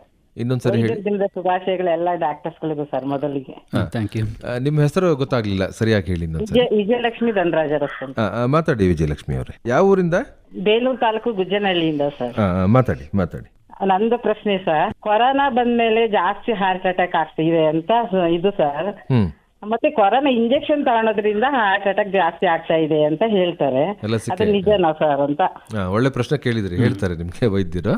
ಈಗ ನೋಡಿ, ಕೊರೋನಾ ಬಂದಾದ್ಮೇಲೆ ಒಂದು ಏನಂತಂದ್ರೆ ಜನರಿಗೆ ಆರೋಗ್ಯದ ಬಗ್ಗೆ ಚಿಂತೆ ಮಾಡೋದು ಸ್ವಲ್ಪ ಜಾಸ್ತಿ ಆಗಿದೆ, ಸರಿನಾ? ಅದು ನಾನು ಫಸ್ಟ್ ಹೇಳಲಿಕ್ಕೆ ಇಷ್ಟಪಡ್ತೀನಿ. ಅದರಿಂದ ನಮಗೆ ಜನರಿಗೆ ಒಂಚೂರು ಭಯ ಜಾಸ್ತಿ ಆಗಿದೆ, ಸರಿನಾ? ಮತ್ತು ಕೊರೋನಾ ಇಂಜೆಕ್ಷನ್ ತಗೊಂಡಿರೋದ್ರಿಂದ ಜನಜೀವನದಲ್ಲಿ ಈ ಥರ ಏರ್ಪೇರ್ ಆಗ್ತಿದೆ ಅನ್ನೋದು ಡೆಫಿನೆಟ್ಲಿ ತಪ್ಪು, ಸರಿನಾ? ಅದೆಲ್ಲ ಸೈಂಟಿಫಿಕ್ ಲಿಟ್ರೇಚರಲ್ಲಿ ಏನಿದೆ ಅದರ ಪ್ರಕಾರವಾಗಿ ನಡ್ಕೊಂಡ್ಬಂದಿರೋದು, ಸರಿನಾ? ಹಾಗಾಗಿ ಕೊರೋನಾ ಪ್ರಿವೆನ್ಷನ್ಗೆ ಅಂತ ವ್ಯಾಕ್ಸಿನ್ ಕೊಟ್ಟಿರೋದ್ರಿಂದ ಈ ಥರ ಹಾರ್ಟಿಂದು ಸಮಸ್ಯೆಗಳು ಅಥವಾ ಆರೋಗ್ಯದಲ್ಲಿ ಏರ್ಪೇರ್ ಆಗ್ತಿದೆ ಅನ್ನೋದು ಡೆಫಿನೆಟ್ಲಿ ತಪ್ಪು, ಆಯಿತಾ? ನಾನು ಅದನ್ನು ಕ್ಲಿಯರಾಗಿ ಹೇಳ್ತೀನಿ. ಮತ್ತು ಕೊರೋನಾ ಬಂದಾದಮೇಲೆ ನಾನು ಆಲ್ರೆಡಿ ಹೇಳ್ದಂಗೆ ಒಂದು ಜನಜೀವನದಲ್ಲಿ ತುಂಬಾ ಶೈಲಿ ಭಯ ಉಂಟಾಗಿದೆ, ಮತ್ತು ಜೀವನ ಶೈಲಿನೂ ಸ್ವಲ್ಪ ತುಂಬಾ ಚೇಂಜ್ ಆಗಿದೆ. ಈಗ ನೋಡಿ, ನೀವು ಅದಕ್ಕನ್ನು ಮುಂಚೆ ಈಗ ಕೊರೋನಾ ಬರೋಕ್ಕಿಂತ ಮುಂಚೆ ಹೇಳ್ತು ಅಂದರೆ ನೀವು ಆ್ಯಕ್ಚುಲಿ ಜನ ಹೋಗಿ ಹೊರಗಡೆ ಸಾಮಾನು ತೊಗೊಂಬರೋರು, ಬಟ್ ಇವಾಗೆಲ್ಲನೂ ಮನೆಗೆ ತಂದು ಕೊಡ್ತಾರೆ. ಸೊ ಅಟ್ಲೀಸ್ಟ್ ಆ ಆ್ಯಕ್ಟಿವಿಟಿನೂ ಕಡಿಮೆ ಆಗ್ತಾಯಿದೆ. ಅರ್ಥ ಆಗ್ತಾ ಇದೆಯಲ್ಲ? ನಮ್ಮದು ಜೀವನ ಶೈಲಿಯಲ್ಲಿ ತುಂಬ ಬದಲಾವಣೆಗಳು ಬಂದಿದೆ. ಆ ಪ್ರಕಾರವಾಗಿ ಮಂಡಿ ನೋವು, ಕೈ ಕಾಲು ನೋವು ಎಲ್ಲ ಬರೋದನ್ನು ಸಹ ಕೊರೋನಾ ಇಂಜೆಕ್ಷನ್ ಇಂದ ಅಂತ ಹೇಳ್ತಾರೆ ಸರ್, ಅದು ಹೌದಾ? ಇಲ್ಲ ಮೇಡಮ್, ಅದಂತೂ ತಪ್ಪು. ಆ ಥರ ಯಾವುದೂ ಇದಿಲ್ಲ, ತಗೊಳ್ಳಿ. ಅದು ಅದೇನು ವ್ಯಾಕ್ಸಿನ್ ಪಡ್ಕೊಂಡಿದ್ದೀರೋ ಕರೋನಾದಿಂದ ರಕ್ಷಣೆ ಪಡ್ಕೊಳ್ಳಿಕ್ಕೆ ಅಷ್ಟೇ. ನಿಮಗೆ ಯಾವುದೋ ತೊಂದರೆ ಆಗಲಿ ಅಂತ ಕೊಟ್ಟಿರೋದಲ್ಲ, ಕೊರೋನಾ ಬರ್ದಿರ ಇರಲಿ ಅಂತ ಕೊಟ್ಟಿರೋದು ಅಷ್ಟೇ. ಇಲ್ಲ, ಅದನ್ನು ನಮ್ಮ ಭಾರತೀಯ ವೈದ್ಯಕೀಯ ಸಂಘವನ್ನು ಕೂಡ ಹೇಳಿದ್ದೆ ಸ್ಪಷ್ಟವಾಗಿ, ಆ ಥರದ ಯಾವುದೇ ತರಹದ ಅಡ್ಡ ಪರಿಣಾಮಗಳು ಇಲ್ಲ. ಅದು ಕರೋನಾದಿಂದ ರಕ್ಷಣೆ ಪಡ್ಕೊಳ್ಳಿಕ್ಕೋಸ್ಕರ ಇದ್ದಂಥ ಒಂದು ಲಸಿಕೆ. ಧನ್ಯವಾದ ವಿಜಯಲಕ್ಷ್ಮಿ ಅವರೇ. ಮುಂದಿನ ಕರೆಗೆ ಹೋಗ್ತೀವಿ. ನಮಸ್ತೆ. ನಮಸ್ತೆ ಸರ್. ನಮಸ್ತೆ, ನಿಮ್ಮ ಹೆಸರು ಹೇಳಿ. ನಮಸ್ಕಾರ ಸರ್, ನಾವು ಸವಿತಾ ಅಂತ ಸಾಲ್ಗಾಮಿಂದ ಸರ್. ಮಾತಾಡಿ ಸವಿತಾ. ನಮಸ್ತೆ ಡಾಕ್ಟರ್. ನಮಸ್ಕಾರ, ಹೇಳಿ ಅಮ್ಮ. ಸರ್, ಇದು ಹಾರ್ಟ್ ಅಟ್ಯಾಕ್ ಅನ್ನೋದು ದಪ್ಪ ಇರೋರಿಗೆ ಬರುತ್ತಾ ಸಾಮಾನ್ಯ, ಇಲ್ಲ ತೆಳಗಿರೋರಿಗೂ ಬರುತ್ತಾ ಅನ್ನೋದು ನನ್ನ ಪ್ರಶ್ನೆ ಸರ್. ಎಲ್ಲರಿಗೂ ಬರ್ಬೋದು, ಅದು ಕಾಮನ್ ಆನ್ಸರು, ಸರಿನಾ? ಯಾರಿಗೆ ಜಾಸ್ತಿ ಅಂತ ಕೇಳ್ತು ಅಂದರೆ ಹೃದಯದಲ್ಲಿ ಕೊಬ್ಬು, ಹೃದಯ ಅಂತಂದರೆ ರಕ್ತನಾಳಗಳಲ್ಲಿ ಕೊಬ್ಬು ಯಾರಿಗೆ ಜಾಸ್ತಿ ಇರುತ್ತೆ ಅಂತ ಹೇಳಿಬಿಟ್ಟು ನಾವು ಥಿಂಕ್ ಮಾಡಬೇಕಾಗುತ್ತೆ. ಅವರಿಗೆ ಜಾಸ್ತಿ, ಸರಿನಾ? ಅಂದರೆ ಈಗ ನೋಡಿ, ಯಾರಾದರೂ ತೆಳಗಿದ್ದಾರೆ ಅಂತ ಹೇಳ್ತು ಅಂದರೆ ಅವರು ನಾರ್ಮಲ್ ಇದ್ದಾರೆ ಅಂತ ಹೇಳೋಕ್ಕಾಗೋದಿಲ್ಲ, ಸರಿನಾ? ಆ ಥರ ಅದು ಲೆಕ್ಕಾಚಾರ. ಸೊ ದಪ್ಪ ಇದ್ದಾರೆ ಅಂತಿದ್ದವ್ರಿಗೆ ತಕ್ಷಣ ಹಾರ್ಟ್ ಅಟ್ಯಾಕ್ ಬರುತ್ತೆ, ಸಣ್ಣ ಇರೋರ್ಗೆ ಹಾರ್ಟ್ ಅಟ್ಯಾಕ್ ಬರುತ್ತೆ ಅಂತ ಹೇಳೋಕ್ಕೆ ಆಗೋದಿಲ್ಲ. ಯಾರಿಗಾದರೂ ಬರಬಹುದು, ಸರಿನಾ? ಅದೇ ಸರ್, ನಮ್ಮ ತಂದೆಯವರು ತೆಳುಗೆ ಇದ್ದಾರೆ ಸರ್, ಅವ್ರಿಗೂ ಸ್ವಲ್ಪ ಹಾರ್ಟ್ ಪ್ರಾಬ್ಲಮ್. ಯಾವ ವಯಸ್ಸಲ್ಲಿ? ಆಗ್ಲೇ ಅವ್ರಿಗೆ 75 ಆಗಿದೆ ಸರ್ ಅವಾಗ. ನೋಡಿ, ಹಾರ್ಟ್ ಅಟ್ಯಾಕ್ ಅಥವಾ ಹಾರ್ಟಿಂದು ಹೃದಯದ ಸಮಸ್ಯೆಗಳು ಆ್ಯಕ್ಚುಲಿ ಮುಂಚಿನ ಕಾಲದಲ್ಲಿ ಹೇಳಬೇಕು ಅಂತಂದರೆ ವಯೋವೃದ್ಧರು, ಅಂದರೆ ಈಗ 60-70 ವರ್ಷದ ಮೇಲಿರೋರ್ಗೇ ಜಾಸ್ತಿ ಕಾಣ್ಬರ್ತಿರೋದು. ಸೊ ಅದು ಬಾಡಿಯಲ್ಲಿ ಆಗುವಂಥ ನಾರ್ಮಲ್ ಪ್ರಕ್ರಿಯೆಗಳವು, ಸರಿನಾ? ಅದು ಕೆಲವೊಬ್ಬರಿಗೆ ಹೃದಯ ಸಂಬಂಧಿ ಆಗುತ್ತೆ, ಆವಾಗ ಹೃದಯಾಘಾತ ಅಥವಾ ಹೃದಯದ ಸಮಸ್ಯೆಗಳು ಬರುತ್ತೆ. ಕೆಲವೊಬ್ಬರಿಗೆ ಸ್ಟ್ರೋಕ್ ಅಂತ ಆಗುತ್ತೆ, ಅದು ಬ್ರೈನಲ್ಲಿ ಆಗುವಂಥ ಚೇಂಜಸ್ಸು, ಸರಿನಾ? ಈ ಪ್ರಕಾರವಾಗಿ ಬಾಡಿಯಲ್ಲಿ ಬರ್ತಾ ಬರ್ತಾ ವಯಸ್ಸಾಗ್ತಾ ಆಗ್ತಾ ಒಂಚೂರು ಚೇಂಜಸ್ ಬದಲಾವಣೆಗಳಿರ್ತವೆ. ಅದರ ಪ್ರಕಾರವಾಗಿ ಕೆಲವೊಬ್ಬರಿಗೆ ಕಾಯಿಲೆ ಬರುತ್ತೆ, ಕೆಲವೊಬ್ಬರಿಗೆ ಕಾಯಿಲೆ ಬರೋದಿಲ್ಲ. ಸರಿನಾ? ಸೊ ತೆಳಗಿರೋರಿಗೆ ದಪ್ಪಗಿರೋರಿಗೆ ಅಂತ ಅದು ಡಿಫ್ರೆನ್ಸ್ ಇಲ್ಲ ಹೇಳ್ಬೇಕು ಅಂತಂದ್ರೆ. ಹಿಂದಿನ ಸಲ ಯಾರೋ ಒಬ್ರು ಕೇಳಿದ್ರು ತುಪ್ಪ ತಿಂದ್ರೆ ಬರುತ್ತಾ ಇಲ್ಲ ಬೆಣ್ಣೆ ತಿಂದ್ರೆ ಬರುತ್ತಾ ಅಂತ. ಇದು ಯಾವ್ದ್ರಲ್ಲಿ ಬರುತ್ತೆ ಸರ್? ಎರಡರಲ್ಲೂ ಬರುತ್ತೆ ಅಮ್ಮ. ಪ್ರಾಬ್ಲಮ್ ಆಗುತ್ತಾ ಇಲ್ಲ ಬೆಣ್ಣೆಲಿ ಏನಾದ್ರು ಜಾಸ್ತಿ ಇರುತ್ತಾ? ಹಂಗಲ್ಲ, ಎರಡರಲ್ಲೂ ಆಗುತ್ತೆ. ನಾವು ಯಾವ ಥರ ಯೂಸ್ ಮಾಡ್ತೀರಿ ಅಂತ ಮ್ಯಾಟರ್ ಆಗುತ್ತೆ. ಸರಿನಾ? ನಾವು ಯಾವಾಗೋ ಅಪರೂಪಕ್ಕೆ ಯೂಸ್ ಮಾಡ್ತೀರಿ ಅಂತಂದರೆ ಯಾವುದೇ ತೊಂದರೆ ಆಗೋದಿಲ್ಲ. ರೆಗ್ಯುಲರಾಗಿ ದಿನನಿತ್ಯದಲ್ಲಿ ಅದನ್ನು ಉಪಯೋಗಿಸ್ತೀರಿ ಅನ್ನೋ ಥರ ಬಂತು ಅಂದರೆ ಡೆಫಿನೆಟ್ಲಿ ತಪ್ಪಾಗುತ್ತೆ. ಅದು ಡೆಫಿನೆಟ್ಲಿ ತುಪ್ಪ ಬಳಸಿದ್ರು ಬೆಣ್ಣೆ ಬಳಸಿದ್ರು ತೊಂದರೆ ಆಗುತ್ತೆ. ಹೌದಾ? ಅದೇ ಸರ್, ನಮ್ಮ ತಂದೆಯವರು ಜಾಸ್ತಿ ಬೆಣ್ಣೆನೆ ತಿನ್ಕೊ ಬಂದ್ರು. ಅದಕ್ಕೋಸ್ಕರ ಅವರು ಈಗ ತೆಳುಗಿದ್ರು ಅವ್ರಿಗೆ ಬೆಣ್ಣೆ ತಿಂದದ್ದೇ ಪ್ರಾಬ್ಲಮ್ ಆಯ್ತಾ ಅಂತ ಅದು ನಾವು ಸ್ಟಾಪ್ ಮಾಡಿಸ್ಬಿಟ್ಟಿದೀವಿ. ಅದಕ್ಕೋಸ್ಕರ ಅದಕ್ಕೆ ಕೇಳೋಣ ಅನ್ಕೊಂಡು ಫೋನ್ ಮಾಡಿದೆ ಸರ್. ಸರಿ, ಥ್ಯಾಂಕ್ ಯು ಸರ್. ಧನ್ಯವಾದ ಸವಿತಾ ಅವರೇ. ಮುಂದಿನ ಕರೆಗೆ ಹೋಗೋಣ ನಾವು. ನಮಸ್ತೆ. ನಮಸ್ತೆ ಸರ್. ನಮಸ್ತೆ. ನಿರಂಜನ ಮೂರ್ತಿ ಬೀರೂರು ಸರ್. ಮಾತಾಡಿ ನಿರಂಜನ ಮೂರ್ತಿ ಅವರೇ. ನಮಸ್ತೆ ಸರ್. ನಮಸ್ಕಾರ, ಹೇಳಿ ಸರ್. ನಾವು ಈಗ 20 ವರ್ಷ ವ್ಯವಸಾಯ ಮಾಡ್ತಿದ್ವಿ ಸರ್. ಅವಾಗ ನಮಗೆ ಯಾವ್ದು ಕಾಣಿಸ್ತಿರ್ಲಿಲ್ಲ ಸರ್, ಪೈನು ಇವೆಲ್ಲ. ಆಮೇಲೆ ಗ್ಯಾಸ್ಟ್ರಿಕ್, ನಮಗೆ ಅದು ಗ್ಯಾಸ್ಟ್ರಿಕ್ BP ಎಲ್ಲ ಗೊತ್ತಿಲ್ಲ ಸರ್. ಅವೆಲ್ಲ ಟೈಮಿಗೆ ಸರಿಯಾಗಿ ಊಟ ಮಾಡ್ತಿದ್ವಿ, ವರ್ಕ್ ಮಾಡ್ತಾ ಇದ್ವಿ. ಈಗ ವ್ಯವಸಾಯ ಬಿಟ್ಟು ಒಂದು 20 ವರ್ಷ ಅಂದ್ರೆ ಜಮೀನಲ್ಲಿ ವರ್ಕ್ ಮಾಡ್ತೀವಿ ಸರ್, ಬೇರೆ ವ್ಯವಸಾಯ ಮಾಡಲ್ಲ ಸರ್ ಈಗ. ಆಯ್ತು. ಅದಕ್ಕೋಸ್ಕರ ಸರ್ ನಾವೀಗ ಈಗ ಮುಂಜಾಗ್ರತೆಗೆ ಏನಾರ ಅದಕ್ಕೆ ನಮಗೆ ಈಗ ಬರುತ್ತೆ ಸರ್, BP ಬರುತ್ತೆ ಅಂತೀವಲ್ಲ, ಅದು ಗ್ಯಾಸ್ಟ್ರಿಕ್ ಬರುತ್ತೆ ಅಂತ ಹೇಳ್ತಾ ಅದನ್ನ ಮುಂಜಾಗ್ರತಾ ಕ್ರಮ ನಾವು ಕೈಗೊಳ್ಳೋದೇ ಸರ್. ಅದು ಬರೋ ಮುಂದೆ ಸರ್. ನಿಮ್ಮ ವಯಸ್ಸು ಎಷ್ಟು ಈಗ? ಸರ್ ಈಗ 65 ಸರ್ ಈಗ. ಸರಿ, ಓಕೆ. ನೀವು ಆ್ಯಕ್ಚುಲಿ ತುಂಬ ಒಳ್ಳೆ ಕ್ವೆಶ್ಚನ್ ಕೇಳಿದಿರ. ನಿಮ್ಮ ಒಬ್ಬರಿಗೆ ಅಲ್ಲ, ಇದು ಎಲ್ಲರಿಗೂ ಅಪ್ಲೈ ಆಗುತ್ತೆ.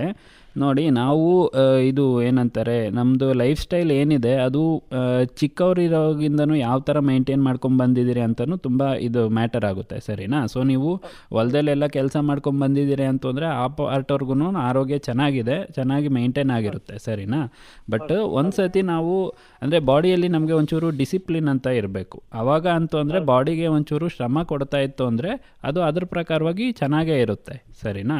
ಸೊ ನಾವು ಏನು ಮಾಡಬೇಕು ಅಂತಂದರೆ ರೆಗ್ಯುಲರಾಗಿ ಹೆಲ್ತ್ ಚೆಕಪ್ ಮಾಡ್ಕೊಬೇಕು. ಈಗ ನೀವು ಕೇಳ್ತಾ ಇದ್ದೀರಾ ಮುಂದೆ ಏನು ಮಾಡ್ಬೋದು ಪ್ರಿವೆನ್ಷನ್ಗೆ ಅಂತ. ಒಂದು ಹೆಲ್ತ್ ಚೆಕಪ್ ರೆಗ್ಯುಲರಾಗಿ ಮಾಡಿಸ್ಕೊಬೇಕು. ಸರಿನಾ? ಇದು ನಿಮ್ಗಷ್ಟೇ ಅಲ್ಲ, ಎಲ್ಲರಿಗೂ ಅಪ್ಲೈ ಆಗುತ್ತೆ.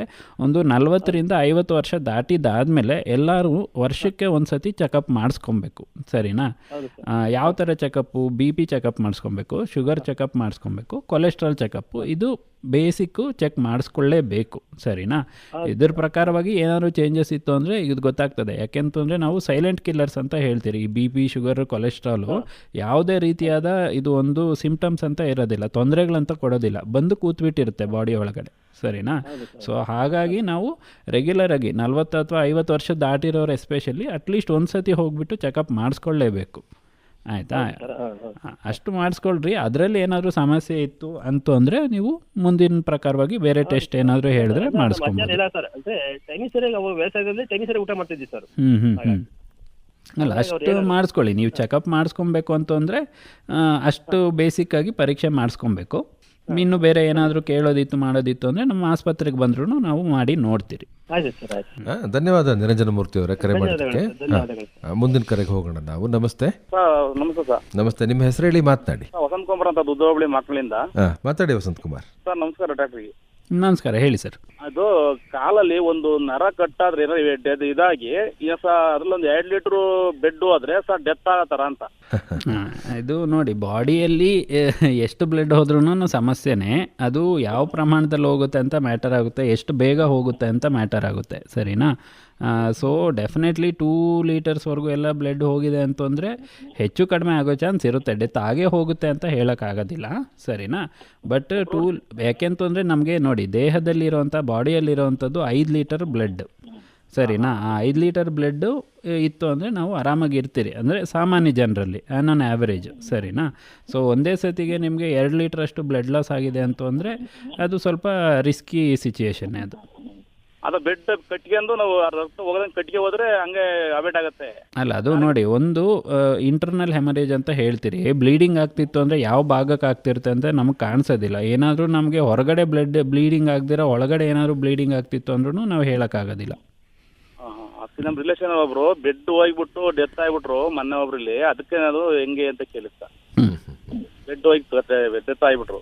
ಸರಿ ಸರಿ, ಧನ್ಯವಾದ ವಸಂತ್ ಕುಮಾರ್. ಮುಂದಿನ ಕರೆಗೆ ಹೋಗ್ತೀವಿ ನಾವು. ನಮಸ್ತೆ. ಸರ್ ನಮಸ್ಕಾರ ಸರ್, ನಾನು ಹೆಸರು ಹೊಡೆದೆ ನಾಗರಾಜ್ ಅಂತ. ನಾಗರಾಜ್ ಮಾತಾಡಿ. ಸರ್ ನಮಸ್ಕಾರ ಡಾಕ್ಟರ್. ನಮಸ್ಕಾರ, ಹೇಳಿ ಸರ್.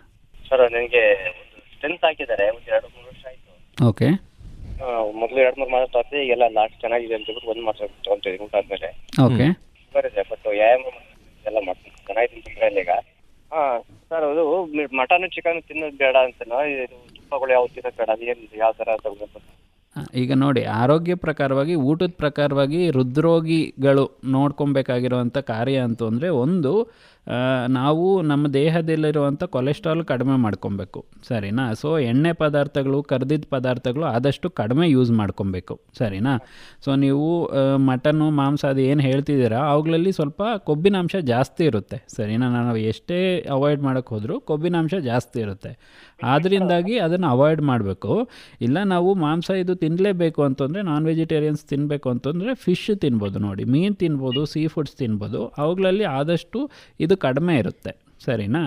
ನೀವು ಮಟನ್ ಆಗಲಿ ತಗೊಳ್ರಿ, ಬೇರೆ ಯಾವುದೇ ರೀತಿ ಮಾಂಸ ತಗೊಂಡು ನೋಡೋಕ್ಕೆ ಹೋದ್ರೂ ಅದರಲ್ಲಿ ಕೊಬ್ಬಿನಾಂಶ ಇದ್ದೇ ಇರುತ್ತೆ. ಸೊ ಆನ್ ಎ ರೆಗ್ಯುಲರ್ ಬೇಸಿಸಾಗಿ ನೀವು ತಿನ್ನೋದನ್ನು ಅವಾಯ್ಡ್ ಮಾಡ್ಕೊಬೋದು, ಸರಿನಾ. ಯಾವಾಗಾದರೂ ತಿಂಗಳಿಗೊಂದ್ಸತಿ 2 ಸತಿ ಆ ಲೆಕ್ಕಾಚಾರದಲ್ಲಿ ತಿನ್ಬೋದು. ಮೊಟ್ಟೆ ರೆಗ್ಯುಲರಾಗಿ ತಿನ್ಬೋದು. ನೋಡಿ ನೀವು ತಿಂತೀರಿ ಅಂತ ಅಂದರೆ ವಾರದಲ್ಲಿ 1 ಸತಿ 2 ಸತಿ ಮೊಟ್ಟೆ ಬೇಕಾಯಿತು ಅಂದರೆ ಫುಲ್ ಮೊಟ್ಟೆ ಹಾಗೆ ತಿನ್ಬೋದು.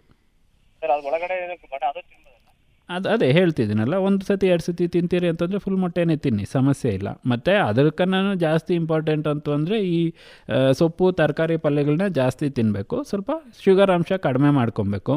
ಊಟದಲ್ಲಾಗಲಿ ಅಥವಾ ಏನಿದ್ರಲ್ಲಾದ್ರೂ ನಾವು ಶುಗರ್ ಇರೋವಂಥ ಐಟಮ್ಸ್ನ ಕಡಿಮೆ ಮಾಡ್ಕೊಬೇಕು. ಅದು ಡ್ರಿಂಕ್ಸು, ಸ್ಮೋಕಿಂಗು ಡೆಫಿನೆಟ್ಲಿ ನೋ. ನೀವದು ಆ್ಯಕ್ಚುಲಿ ಕೇಳೋ ಹಾಗೆ ಇಲ್ಲ. ಡ್ರಿಂಕ್ಸ್ ಆಗಲಿ ಸ್ಮೋಕಿಂಗ್ ಆಗಲಿ ಮುಟ್ಟೋ ಹಾಗೆ ಇಲ್ಲ. ಅದು ಯಾರಾದರೂ ಮಾಡ್ತಿದ್ದಾರೆ ಅಂತಂದರೆ ನೀವು ಆ ಕಡೆಯಿಂದ ಹೋಗಿಬಿಡ್ಬೇಕು. ಯಾಕೆಂತಂದರೆ ಪ್ಯಾಸಿವ್ ಸ್ಮೋಕಿಂಗ್ ಅಂತ ಹೇಳ್ತೀರಿ. ನಾವು ಬೀಡಿ ಸಿಗರೇಟ್ ಸೇದಿಲ್ಲ ಅಂತಂದ್ರೂ ಬೇರೆಯವ್ರು ಸೇದೋದು ನಮ್ಮ ಬಾಡಿ ಮೇಲೆ ಎಫೆಕ್ಟ್ ಆಗುತ್ತೆ. ಸೊ ಆ ಕಡೆ ಹೋಗ್ಲಿಕ್ಕೂ ಹೋಗಬಾರ್ದು. ಅದೇ ಅದೇ ಅದೇ ಅದು ಕೂಡ ನಮ್ಗೆ ದೇಹದ ಮೇಲೆ ಪರಿಣಾಮ ಬೀರುತ್ತೆ ಅಂತ ಹೇಳಿದರು ನಾಗರಾಜ್. ಧನ್ಯವಾದ. ಮುಂದಿನ ಕರೆಗೆ ಹೋಗೋಣ. ನಮಸ್ತೆ. ನಮಸ್ತೆ ಸರ್. ನಿಮ್ಮ ಹೆಸರು ಹೇಳಿ, ಪ್ರಶ್ನೆ ಏನಿದೆ? ನಾನು ಬೆಳಗಾವಿ ಜಿಲ್ಲೆ ರಾಯಬಾಗ ತಾಲೂಕು ಮುಗುಳ್ಕೋಟದಿಂದ ಶಿವಲಿಂಗಯ್ಯ ಹಿರೇಮಠ ಮಾತಾಡೋದು. ಶಿವಲಿಂಗಯ್ಯ ಹಿರೇಮಠ, ಬೆಳಗಾವಿಯಿಂದ ಫೋನ್ ಮಾಡಿದ್ದೀರಿ. ಏನು ಪ್ರಶ್ನೆ ಇದೆ ಕೇಳಿ. ಎಲ್ಲ ವೈದ್ಯರಿಗೂ ವೈದ್ಯರ ದಿನದ ಶುಭಾಶಯಗಳು. Thank you. ಪ್ರಶ್ನೆ ಏನಿದೆ ಕೇಳಿ. ಸರ್ ನಮ್ದು ಏನಂದ್ರೆ ಈಗ ಒಂದು ಏಜ್ 48 ರನ್ನಿಂಗ್. ನನಗೆ ಶುಗರ್ ಅಂದ್ರೆ 150ರಿಂದ 160 ತನಕ ತೋರಿಸ್ತಾರೆ ಊಟ ಆದ್ಮೇಲೆ. ಗುಳಿಗಿನ ಡೈಲಿ ಒಂದು 40ರಿಂದ 45 ನಿಮಿಷ ವಾಕಿಂಗ್ ಮಾಡ್ತಾನ್ರಿ, ಗುಳಿಗಿನೂ ಕರೆಕ್ಟ್ ಹೋಗ್ತಾನ್ರಿ. ಆದ್ರೆ ನನ್ನ ಪ್ರಶ್ನೆ ಅಂದ್ರೆ ರೀ, ಇನ್ನು ಮುಂದಿನ ದಿನಗಳಲ್ಲಿ ನನಗೆ ಹಾರ್ಟ್ ಪ್ರಾಬ್ಲಮ್ ಆಗಲ್ಲಂಗೆ ಏನಾದ್ರು ಮುಂಜಾಗ್ರತಾ ಕ್ರಮ ಇದ್ರೆ ನನಗೆ ಹೇಳ್ರಿ, ಟಿಪ್ಸ್ಗಳನ್ನ ಕೇಳಿದ್ರೆ. ಇದು ನಿಮ್ಗೆ ಅಷ್ಟೇ ಅಲ್ಲ, ಎಲ್ಲರಿಗೂ ಅಪ್ಲೈ ಆಗುತ್ತೆ. ಆ್ಯಕ್ಚುಲಿ ಏನಂತಂದರೆ ಆಲ್ರೆಡಿ ಶುಗರ್ ಇರೋದ್ರಿಂದ ನೀವು ರೆಗ್ಯುಲರ್ ಹೆಲ್ತ್ ಚೆಕಪ್ಪಲ್ಲಿ ಇರ್ತೀರಾ, ಸರಿನಾ. ಸೊ ನಾವು ಹೃದ್ರೋಗನ ತಡೆಗಟ್ಟಬೇಕು ಅಂತಂದರೆ ಒಂದು ರೆಗ್ಯುಲರ್ ಹೆಲ್ತ್ ಚೆಕಪ್ ಮಾಡಬೇಕು. 5 ಕೆಲಸ ಮಾಡಬೇಕು ಆ್ಯಕ್ಚುಲಿ ಹೇಳಬೇಕು ಅಂತಂದರೆ.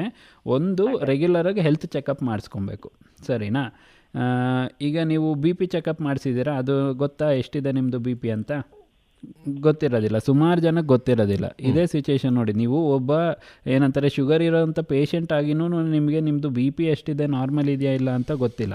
ಸೊ ಜನರಿಗೂ ಗೊತ್ತಿರಲ್ಲ. ಸೊ ನಾವು ಆ್ಯಕ್ಚುಲಿ ಇದೊಂದು 3 ಇದನ್ನು ನೀಟಾಗಿ ಚೆಕ್ ಮಾಡಿಸ್ಕೊಬೇಕು: BP, ಶುಗರು, ಕೊಲೆಸ್ಟ್ರಾಲು, ಸರಿನಾ. ಇದನ್ನು ನಾವು 45 ವರ್ಷ ಅಥವಾ 50 ವರ್ಷ ಆಗಿರೋರ ಮೇಲೆ ಎವ್ರಿ ಇಯರ್ಲಿ ಒಂದೊಂದು ಸತಿ ಚೆಕಪ್ ಮಾಡಿಸ್ಕೊಳೋದು ಒಳ್ಳೆಯದು, ಸರಿನಾ. ಯಾಕೆಂತಂದರೆ ಈ ಕಾಯಿಲೆಗಳು ನಮ್ಗೆ ಯಾವಾಗ ಬರುತ್ತೆ ಅಂತ ಗೊತ್ತಾಗೋದಿಲ್ಲ, ಸರಿನಾ. ಅದು ಫಸ್ಟ್ ಥಿಂಗ್, ರೆಗ್ಯುಲರಾಗಿ ಹೋಗಿ ಚೆಕಪ್ ಮಾಡಿಸ್ಕೊಬೇಕು, ಸರಿನಾ. ಎರಡನೇದೇನು, ನಾವು ಊಟದಲ್ಲಿ ವ್ಯತ್ಯಾಸಗಳು ಮಾಡ್ಕೊಬೇಕು. ನಾನು ಆಲ್ರೆಡಿ ಹೇಳಿದೆ, ಆದಷ್ಟು ವೆಜಿಟೇರಿಯನ್ ಫುಡ್ಡು ತಿನ್ನಬೇಕು, ಅದರಲ್ಲಿ ಎಣ್ಣೆ ಅಂಶ ಕಡಿಮೆ ಮಾಡಿಕೊಂಡು ತಿನ್ನಬೇಕು ಅಂತ ಹೇಳಿಬಿಟ್ಟು, ಸರಿನಾ. ಕರ್ದಿದ್ದ ಪದಾರ್ಥ, ಹಪ್ಪಳ, ಸಂಡಿಗೆ ಇಂಥವೆಲ್ಲನೂ ಅವಾಯ್ಡ್ ಮಾಡ್ಕೊಬೇಕು. ರೆಗ್ಯುಲರಾಗಿ ಏನು ಊಟ ಮಾಡ್ತೀರೋ ಅದನ್ನು ಕರೆಕ್ಟಾಗಿ ಊಟ ಮಾಡ್ಕೊಬೇಕು. ಆದಷ್ಟು ನಮ್ಮ ಊಟದ ತಟ್ಟೆಯಲ್ಲಿ ಹಸಿರು ಅಂದರೆ ಸೊಪ್ಪು, ತರಕಾರಿಗಳು ಸ್ವಲ್ಪ ಯಥೇಚ್ಛವಾಗಿತ್ತು ಅಂದರೆ ನಮಗೆ ಶುಗರ್, ನಿಮಗೆ ಎಸ್ಪೆಷಲಿ ಶುಗರು ಕಂಟ್ರೋಲ್ ಆಗುತ್ತೆ, ಆಮೇಲೆ ಹಾರ್ಟಿಗೂ ಒಳ್ಳೆಯದು, ಸರಿನಾ. ಆ್ಯಂಡ್ ನಾನ್ ವೆಜ್ ತಿನ್ನೋರಿಗೆ ಹೇಳ್ತೀನಿ, ನಾನ್ ವೆಜ್ ನಾವು ಅಂದರೆ ಒಂಥರ ಕಂಪ್ಲೀಟ್ ಪ್ರೋಟೀನ್ ಅಂತ ಹೇಳ್ತೀರಿ, ನಾವು ಅದನ್ನು ಬಿಟ್ಕೊಡ್ಲಿಕ್ಕೆ ಆಗೋದಿಲ್ಲ. ನಮ್ಮ ಇದು ಹ್ಯಾಬಿಟ್ ಇತ್ತು ಅಂದರೆ ಆಲ್ರೆಡಿ ಅದನ್ನು ಬಿಟ್ಕೊಡ್ದಿರ ಅದನ್ನು ನಾವು ಲಿಮಿಟಲ್ಲಿ ತಿನ್ನಬೇಕಾಗ್ತದೆ, ಸರಿನಾ. ಈಗ ನಾವು ಹೇಳ್ತೀರಿ ಜನರಿಗೆ ಚಿಕನ್ ತಿನ್ನಿರಿ ಅಂತ, ಬಟ್ ಅವ್ರೇನು ಹೋಗಿ ಮಾಡ್ತಾರೆ ಅಂತಂದರೆ ಚಿಕನ್ ಬಿರಿಯಾನಿ ಅಂತ ತಿಂತಾರೆ, ಅದರಲ್ಲಿ ಚಿಕನ್ ಕನ್ನೂ ನಮಗೆ ರೈಸೇ ಜಾಸ್ತಿ ಆಗೋಗ್ಬಿಡುತ್ತೆ, ಸರಿನಾ. ಸೊ ದ ಹೋಲ್ ಪರ್ಪಸ್ಸು ಅದರಲ್ಲಿ ಇದಾಗೋಗ್ಬಿಡುತ್ತೆ. ಸೊ ನೀವು ಮನೆಯಲ್ಲೇ ಮಾಡ್ಕೊತೀನಿ ತಿನ್ನೋ ಥರ ಇತ್ತು ಅಂದರೆ, ಸರಿನಾ. ಮುದ್ದೆ ಅನ್ನ ಸಾರು ಥರ ಮುದ್ದೆ ಸಾರು ನಾನ್ ವೆಜ್ ಸಾರು ಏನು ಮಾಡ್ಕೊತಿದ್ರೆ ತಿನ್ಬೋದು, ಸರಿನಾ. ಬಟ್ ಅದು ಲಿಮಿಟಲ್ಲಿ ತಿನ್ನಬೇಕು ಅಷ್ಟೇ. ತಿಂಗಳಿಗೊಂದು ಸತಿ 2 ಸತಿ ಆ ಲೆಕ್ಕಾಚಾರದಲ್ಲಿ ತಿನ್ನಬೇಕಾಗುತ್ತೆ, ಆಯಿತಾ. ಇದು ಎರಡನೇದು. ಮೂರನೇದೇನು ಅಂತ ಅಂದರೆ ನನಗೆ ನನ್ನ ತೂಕ 70 ಅದ ರೀ, ಸ್ವಲ್ಪ ಕಡಿಮೆ ಇದ್ರು ನಾನು ಇನ್ನೂ ಜಾಸ್ತಿ ಆತಂದ್ರೆ ಏಜ್ 48 ರನ್ನಿಂಗ್ ಅದ ರೀ. ಅಲ್ಲ, ಅದು ತೂಕ ಅನ್ನೋದು ನಿಮ್ಮದು ಬಾಡಿ ಬಿಲ್ಟ್ ಮೇಲೂ ಮ್ಯಾಟರ್ ಆಗುತ್ತೆ. ನೀವು ಎಷ್ಟು ಉದ್ದ ಇದ್ದೀರಾ ಏನು ಅಂತೆಲ್ಲನೂ, ಸರಿನಾ. ಅದು ಒಂದು ಸತಿ ಚೆಕಪ್ ಮಾಡಿಸ್ಕೊಂಡು ನೋಡ್ಕೊಬೇಕಾಗುತ್ತೆ. ಆಮೇಲೆ ಮೂರನೇದೇನು ಅಂತ ಅಂದರೆ ಈ ಮುಂದೆ ಒಬ್ಬರು ಶಿವಲಿಂಗಯ್ಯ ಅವರೇ, ಡಾಕ್ಟರ್ ಹೇಳೋದನ್ನು ಕೇಳಿಸ್ಕೊಳ್ಳಿ ಒಂದ್ಸರಿ, ಮಧ್ಯೆ ಮಾತಾಡಬೇಡಿ. ಸರಿನಾ. ಅದು ಮೂರನೇದು ಇನ್ನೊಂದು ಏನು ಅಂತಂದರೆ ವ್ಯಸನಗಳು ಬಿಡಬೇಕು, ಸರಿನಾ. ಇನ್ ಕೇಸ್ ನಿಮ್ಗಂತಲ್ಲ, ಜನರಲ್ ಪಾಪ್ಯುಲೇಷನ್ಗೆ ಹೇಳ್ತಿರೋದು, ಪಬ್ಲಿಕ್ ಅವರಿಗೆ ಯಾವುದೇ ರೀತಿ ಸ್ಮೋಕಿಂಗ್ ಮಾಡೋಕ್ಕೆ ಹೋದ್ರೂ ಅದು 1 ಸತಿ ಮಾಡಿದ್ರೂ 100 ಸತಿ ಮಾಡಿದ್ರೂ ಸ್ಮೋಕಿಂಗೇನೆ ಅದ್ರದ್ದು ಎಫೆಕ್ಟ್ಸ್ ಇರ್ತವೆ. ಡ್ರಿಂಕ್ಸೂ ಅಷ್ಟೇ, ಸ್ಮೋಕಿಂಗು ಡ್ರಿಂಕ್ಸನ್ನ ನಾವು ಅವಾಯ್ಡ್ ಮಾಡ್ಕೊಬೇಕು, ಸರಿನಾ. ಸ್ಮೋಕಿಂಗ್ ಅಂತೂ ಅಂದರೆ ತಂಬಾಕು ಅಂತೂ ಅಂದರೆ ಸ್ಮೋಕಿಂಗ್ ಒಂದೇ ಅಲ್ಲ, ಕಡ್ಡಿ ಪುಡಿ ಹಾಕ್ತಾರೆ, ಮತ್ತು ಇದು ಪಾನ್ ಬೀಡ ಅಂತೆಲ್ಲ ಹಾಕ್ತಾರೆ, ಅದರಲ್ಲೂ ತಂಬಾಕು ಇರುತ್ತೆ. ಆ ಥರನೂ ನಾವು ಅವಾಯ್ಡ್ ಮಾಡ್ಕೊಬೇಕು, ಸರಿನಾ. ಅದಾದಮೇಲೆ ನೀವು ಆಲ್ರೆಡಿ ವಾಕಿಂಗು ಎಕ್ಸಸೈಸ್ ಮಾಡ್ತಿದ್ದೀನಿ ಅಂತಿದ್ದಾರೆ, ಡೆಫಿನೆಟ್ಲಿ ಅದು ಕಂಟಿನ್ಯೂ ಮಾಡಬೇಕು. ನಾವು ಹೇಳೋದೇನು ಅಂತಂದರೆ ಒಂದು ವಾರದಲ್ಲಿ 150 ನಿಮಿಷ ಮಿನಿಮಮ್ ಬೇಕು ಅಂತ ನಾವು ವೆಸ್ಟರ್ನ್ ಸ್ಟ್ಯಾಂಡರ್ಡ್ಸ್ ಹೇಳುತ್ತೆ, ಅಂದರೆ ಹೊರದೇಶದಲ್ಲಿ. ಬಟ್ ನಮಗೆ ರಿಸ್ಕ್ ಜಾಸ್ತಿ, ಅದಾಗಿರೋದ್ರಿಂದ ನಾವು ವಾರ ಎವ್ರಿ ಡೇ ಮಾಡ್ಕೊಳೋದು ಒಳ್ಳೆಯದು. ಆಮೇಲೆ ನಿದ್ದೆ ಕ್ರಮನ ಕರೆಕ್ಟಾಗಿ ಫಾಲೋ ಮಾಡಬೇಕು. ದಿನಕ್ಕೆ 6 to 8 ಅವರ್ಸು ನಮಗೆ ಯಾವ ಕಂಫರ್ಟಬಲ್ ಇರುತ್ತೋ ಅದು ಪ್ರಾಪರಾಗಿ ಆಗಬೇಕು. ಆವಾಗಲೇ ನಮ್ಮದು ಸ್ಟ್ರೆಸ್ಸು ಮ್ಯಾನೇಜ್ ಆಗೋದು. ಇದೆಲ್ಲ ಮಾಡ್ಕೊತ ಹೋಯಿತು ಅಂದರೆ ನಮಗೆ ಹೃದ್ರೋಗ ತಡೆಗಟ್ಬೋದು, ಅಷ್ಟೇ. ಧನ್ಯವಾದ ಶಿವಲಿಂಗಯ್ಯ ಅವರೇ. ಮುಂದಿನ ಕರೆಗೆ ಹೋಗೋಣ. ನಮಸ್ತೆ. ನಿಮ್ಮ ಹೆಸರು ಹೇಳಿ, ಪ್ರಶ್ನೆ ಏನಿದೆ ಬೇಗ ಕೇಳಿ, ಸಮಯ ಇಲ್ಲ. ಎದೆನೋವು ಮತ್ತೆ ಎದೆನೋವಿಂದ ಆಟಿಗೇನಾರ ಪ್ರಾಬ್ಲಮ್ ಇದೆ. ನಿಮ್ಮ ಹೆಸರು ಹೇಳಿ ಅಮ್ಮ. ಪ್ರತಿಭಾ ಹಾಸನ್. ಈಗ ನೋಡಿ, ಎದೆನೋವು ಬಂದವ್ರಿಗೆಲ್ಲನೂ ಹಾರ್ಟಿನ ಸಮಸ್ಯೆ ಇದೆ ಅಂತಲ್ಲ, ಎದೆನೋವು ಬರದೇ ಇರೋರಿಗೂ ಹಾರ್ಟಿನ ಸಮಸ್ಯೆ ಇಲ್ಲ ಅಂತಲ್ಲ, ಸರಿನಾ. ಎದೆನೋವು ಬರ್ತಾ ಇರೋರು ಹೋಗಿ ಆಸ್ಪತ್ರೆಯಲ್ಲಿ ಆದಷ್ಟು ಬೇಗ ತೋರಿಸ್ಕೊಬೇಕು, ಸರಿನಾ. ಆ್ಯಂಡ್ ಹಾರ್ಟಿನ ಪ್ರಕಾರವಾಗಿ ಎದೆನೋವು ಬರಬೇಕು ಅಂತಂದರೆ ನಾನು ಈ ಮುಂಚೆನೇ ಹೇಳಿದೆ, ನಾವು ಏನಾದರೂ ಕೆಲಸ ಮಾಡಬೇಕಾದ್ರೆ ಬರ್ತದೆ, ಇಲ್ಲ ಅಂತಂದರೆ ನೋವು ಬಂದಾಗ ಎಡಗೈ, ಎಡಭುಜ ಅಥವಾ ಎಡಗಡೆ ದವಡೆ ಆ ಕಡೆ ನೋವು ಹರಡ್ದಂಗೆ ಆಗುತ್ತೆ, ಸರಿನಾ. ಅದಾದಮೇಲೆ ಕೆಲವೊಬ್ಬರಿಗೆ ತುಂಬ ಎದೆ ನೋವು ಬಂದಾಗ ತುಂಬ ಸುಸ್ತಾಗಿ ಹೋಗ್ತಾರೆ, ತುಂಬ ಬೆವ್ತು ಬಿಡ್ತಾರೆ, ಈ ಥರ ಲಕ್ಷಣ ಅಲ್ಲ. ಆ ಥರ ಲಕ್ಷಣ ಇತ್ತು ಅಂದರೆ ಡೆಫಿನೆಟ್ಲಿ ಒಂದು ಸತಿ ಬಂದು ಕಾಣ್ರಿ ಡಾಕ್ಟರ್. ನಮ್ಮನ್ನು ಬಂದು ಕಾಣ್ತು ಅಂದರೆ ಏನು ಅಂತ ನಾವು ವಿಚಾರ ಮಾಡಿ ನೋಡ್ಬೋದು ನಮ್ಮ ಆಸ್ಪತ್ರೆಗೆ ಬಂದು ನೋಡ್ತು ಅಂದರೆ. ಅದಕ್ಕೇನು ಪ್ರಾಬ್ಲಮ್ ಇಲ್ಲ ಸರ್. ಏನು ಹೇಳಿ? ಈ ಕೋಪ ಬರುತ್ತಲ್ಲ, ಸಿಟ್ಟು ಕೋಪ, ಪ್ರತಿಭಾ ಒಂದ್ಸರಿ ಡಾಕ್ಟರ್ನ ಕಾಣಿ, ನೀವು ಸಮಯ ಮೀರ್ತಾ ಇದೆ ನಮಗೆ, ಹಾಗಾಗಿ ನಿಮ್ಮ ಜೊತೆ ಹೆಚ್ಚು ಮಾತಾಡಲಿಕ್ಕೆ ಸಾಧ್ಯ ಆಗೋದಿಲ್ಲ. ಸರ್, ಇದುವರೆಗೆ ಸುಮಾರು 14 ಜನ ನಮಗೆ ಕರೆ ಮಾಡಿ ಒಳ್ಳೊಳ್ಳೆ ಪ್ರಶ್ನೆಗಳನ್ನು ಕೇಳಿದ್ರು, ಅವ್ರಿಗೆ ಒಳ್ಳೆ ಉತ್ತರವನ್ನು ಕೂಡ ನೀವು ಕೊಟ್ರಿ ಸರ್, ನಿರರ್ಗಳವಾಗಿ ಕೊಟ್ರಿ. ಅಂತಿಮವಾಗಿ ನಮ್ಮ ಕೇಳುಗರಿಗೆ ಏನು ಹೇಳಲಿಕ್ಕೆ ಇಷ್ಟಪಡ್ತೀರಾ? 30 ಸೆಕೆಂಡಲ್ಲಿ ಹೇಳಿ ಸರ್. ಓಕೆ, ಮೇಯ್ನ್ಲಿ ಏನು ಅಂತಂದರೆ ಹೃದ್ರೋಗ ಮುಂಚೆ ಎಲ್ಲರಿಗೂ ವಯೋವೃದ್ಧರಲ್ಲಿ ಬರ್ತಿದ್ರು, ಇವಾಗಿನ ಕಾಲದಲ್ಲಿ ಯುವಕರಲ್ಲೂ ಬರ್ತಾ ಇದೆ. ಒಂದು ಮೇನ್ ಕಾರಣ ಅಂತಂದರೆ ನಮ್ಮದು ಜೀವನ ಶೈಲಿನ ನಾವು ಚೇಂಜ್ ಮಾಡ್ಕೊಬೇಕು. ಸೊ ಅದೊಂದು ಮೇಯ್ನು. ಇನ್ನೊಂದು ಏನು ಅಂತಂದರೆ ನಾವು ಹೋಗಿ ಆಸ್ಪತ್ರೆಗೆ ಹೋಗಿ ಟ್ರೀಟ್ಮೆಂಟ್ ತಗೊಳೋಕ್ಕಿಂತ ಮುಂಚೆ ನಾವು ಮನೆಯಲ್ಲೇ ನಾವು ಆದಷ್ಟು ಅವಾಯ್ಡ್ ಮಾಡ್ಕೊಬೇಕು. ಕಿಚನ್ ಅಲ್ಲಿ ನಾವು ಊಟನ ಕಂಟ್ರೋಲ್ ಮಾಡಿ ನ್ಯೂಟ್ರಿಷಿಯಸ್ ಫುಡ್ ಕೊಡ್ತು ಅಂದರೆ ಅರ್ಧ ಕಾಯಿಲೆ ಕಡಿಮೆ ಆಗುತ್ತೆ, ಇನ್ಕ್ಲೂಡಿಂಗ್ ಕಾರ್ಡಿಯಾಕ್ ಡಿಸೀಸಸ್, ಸರಿನಾ. ಬಿ ಪಿ ಆಗಲಿ ಶುಗರ್ ಆಗಲಿ ಎಲ್ಲ ಕಂಟ್ರೋಲ್ ಆಗುತ್ತೆ. ಆ ಥರ ಮಾಡಿಕೊಂಡು ಜೀವನ ಶೈಲಿ ಚೇಂಜ್ ಮಾಡ್ಕೊಬೇಕು, ವಾಕಿಂಗು ಎಕ್ಸಸೈಸ್ ಮಾಡ್ಕೊಬೇಕು, ಸ್ಮೋಕಿಂಗು ವ್ಯಸನಗಳನ್ನ ಅವಾಯ್ಡ್ ಮಾಡ್ಕೊಬೇಕು. ಇದಿಷ್ಟು ಮಾಡಿಕೊಂಡು ರೆಗ್ಯುಲರ್ ಚೆಕಪ್ಪಲ್ಲಿ ಇತ್ತು ಅಂದರೆ ನಾವು ಆದಷ್ಟು ನಮಗೆ ಹೃದಯ ಸಂಬಂಧಿ ಕಾಯಿಲೆಗಳನ್ನ ಪ್ರಿವೆಂಟ್ ಮಾಡ್ಬೋದು. ಡಾಕ್ಟರ್ ಅಬ್ದುಲ್ ಬಶೀರ್ ಅವರು 10 ಸೆಕೆಂಡಲ್ಲಿ ನಮ್ಮ ಕೇಳುಗರಿಗೆ ಏನು ಹೇಳಲಿಕ್ಕೆ ಇಷ್ಟಪಡ್ತೀರಿ? ಅದೇ ಇವಾಗಲೇ ನಮ್ಮ ಡಾಕ್ಟರ್ ಮಂಜುನಾಥ್ ಅವರು ಹೃದಯದ ಸಂಬಂಧಪಟ್ಟ ಎಲ್ಲಿ ಹೇಳಿದ್ದಾರೆ. ಪ್ರಥಮವಾಗಿ ಅವರು ಆಲ್ರೆಡಿ ಹೇಳಿದಂಗೆ ನಮ್ಮ ಆಹಾರ ಪದ್ಧತಿಯಲ್ಲಿ ಮುಖ್ಯವಾಗಿ ನಮ್ಮ ಬ್ಯಾಡ್ ಹ್ಯಾಬಿಟ್ಸ್ ಅಂತಹ ಏನಿದೆ, ಸ್ಮೋಕಿಂಗ್, ಆಲ್ಕೋಹಾಲ್, ಅದನ್ನು ದೂರ ಮಾಡಿ ನಾವು ವ್ಯಾಯಾಮ ಮಾಡಿಬಿಟ್ಟು ರೆಗ್ಯುಲರ್ ಕರೆಕ್ಟಾಗಿ ಫುಡ್ ತಗೊಂಡ್ರೆ ಖಂಡಿತ ನಮ್ಮ ಆರೋಗ್ಯದಲ್ಲಿ ನಾವು ಉತ್ತಮವಾಗಿ ಆರೋಗ್ಯವಂತರಾಗಿರ್ಬೋದು ಅಂತ ಹೇಳಲು ಇಷ್ಟಪಡ್ತಾ ಇದ್ದೇನೆ.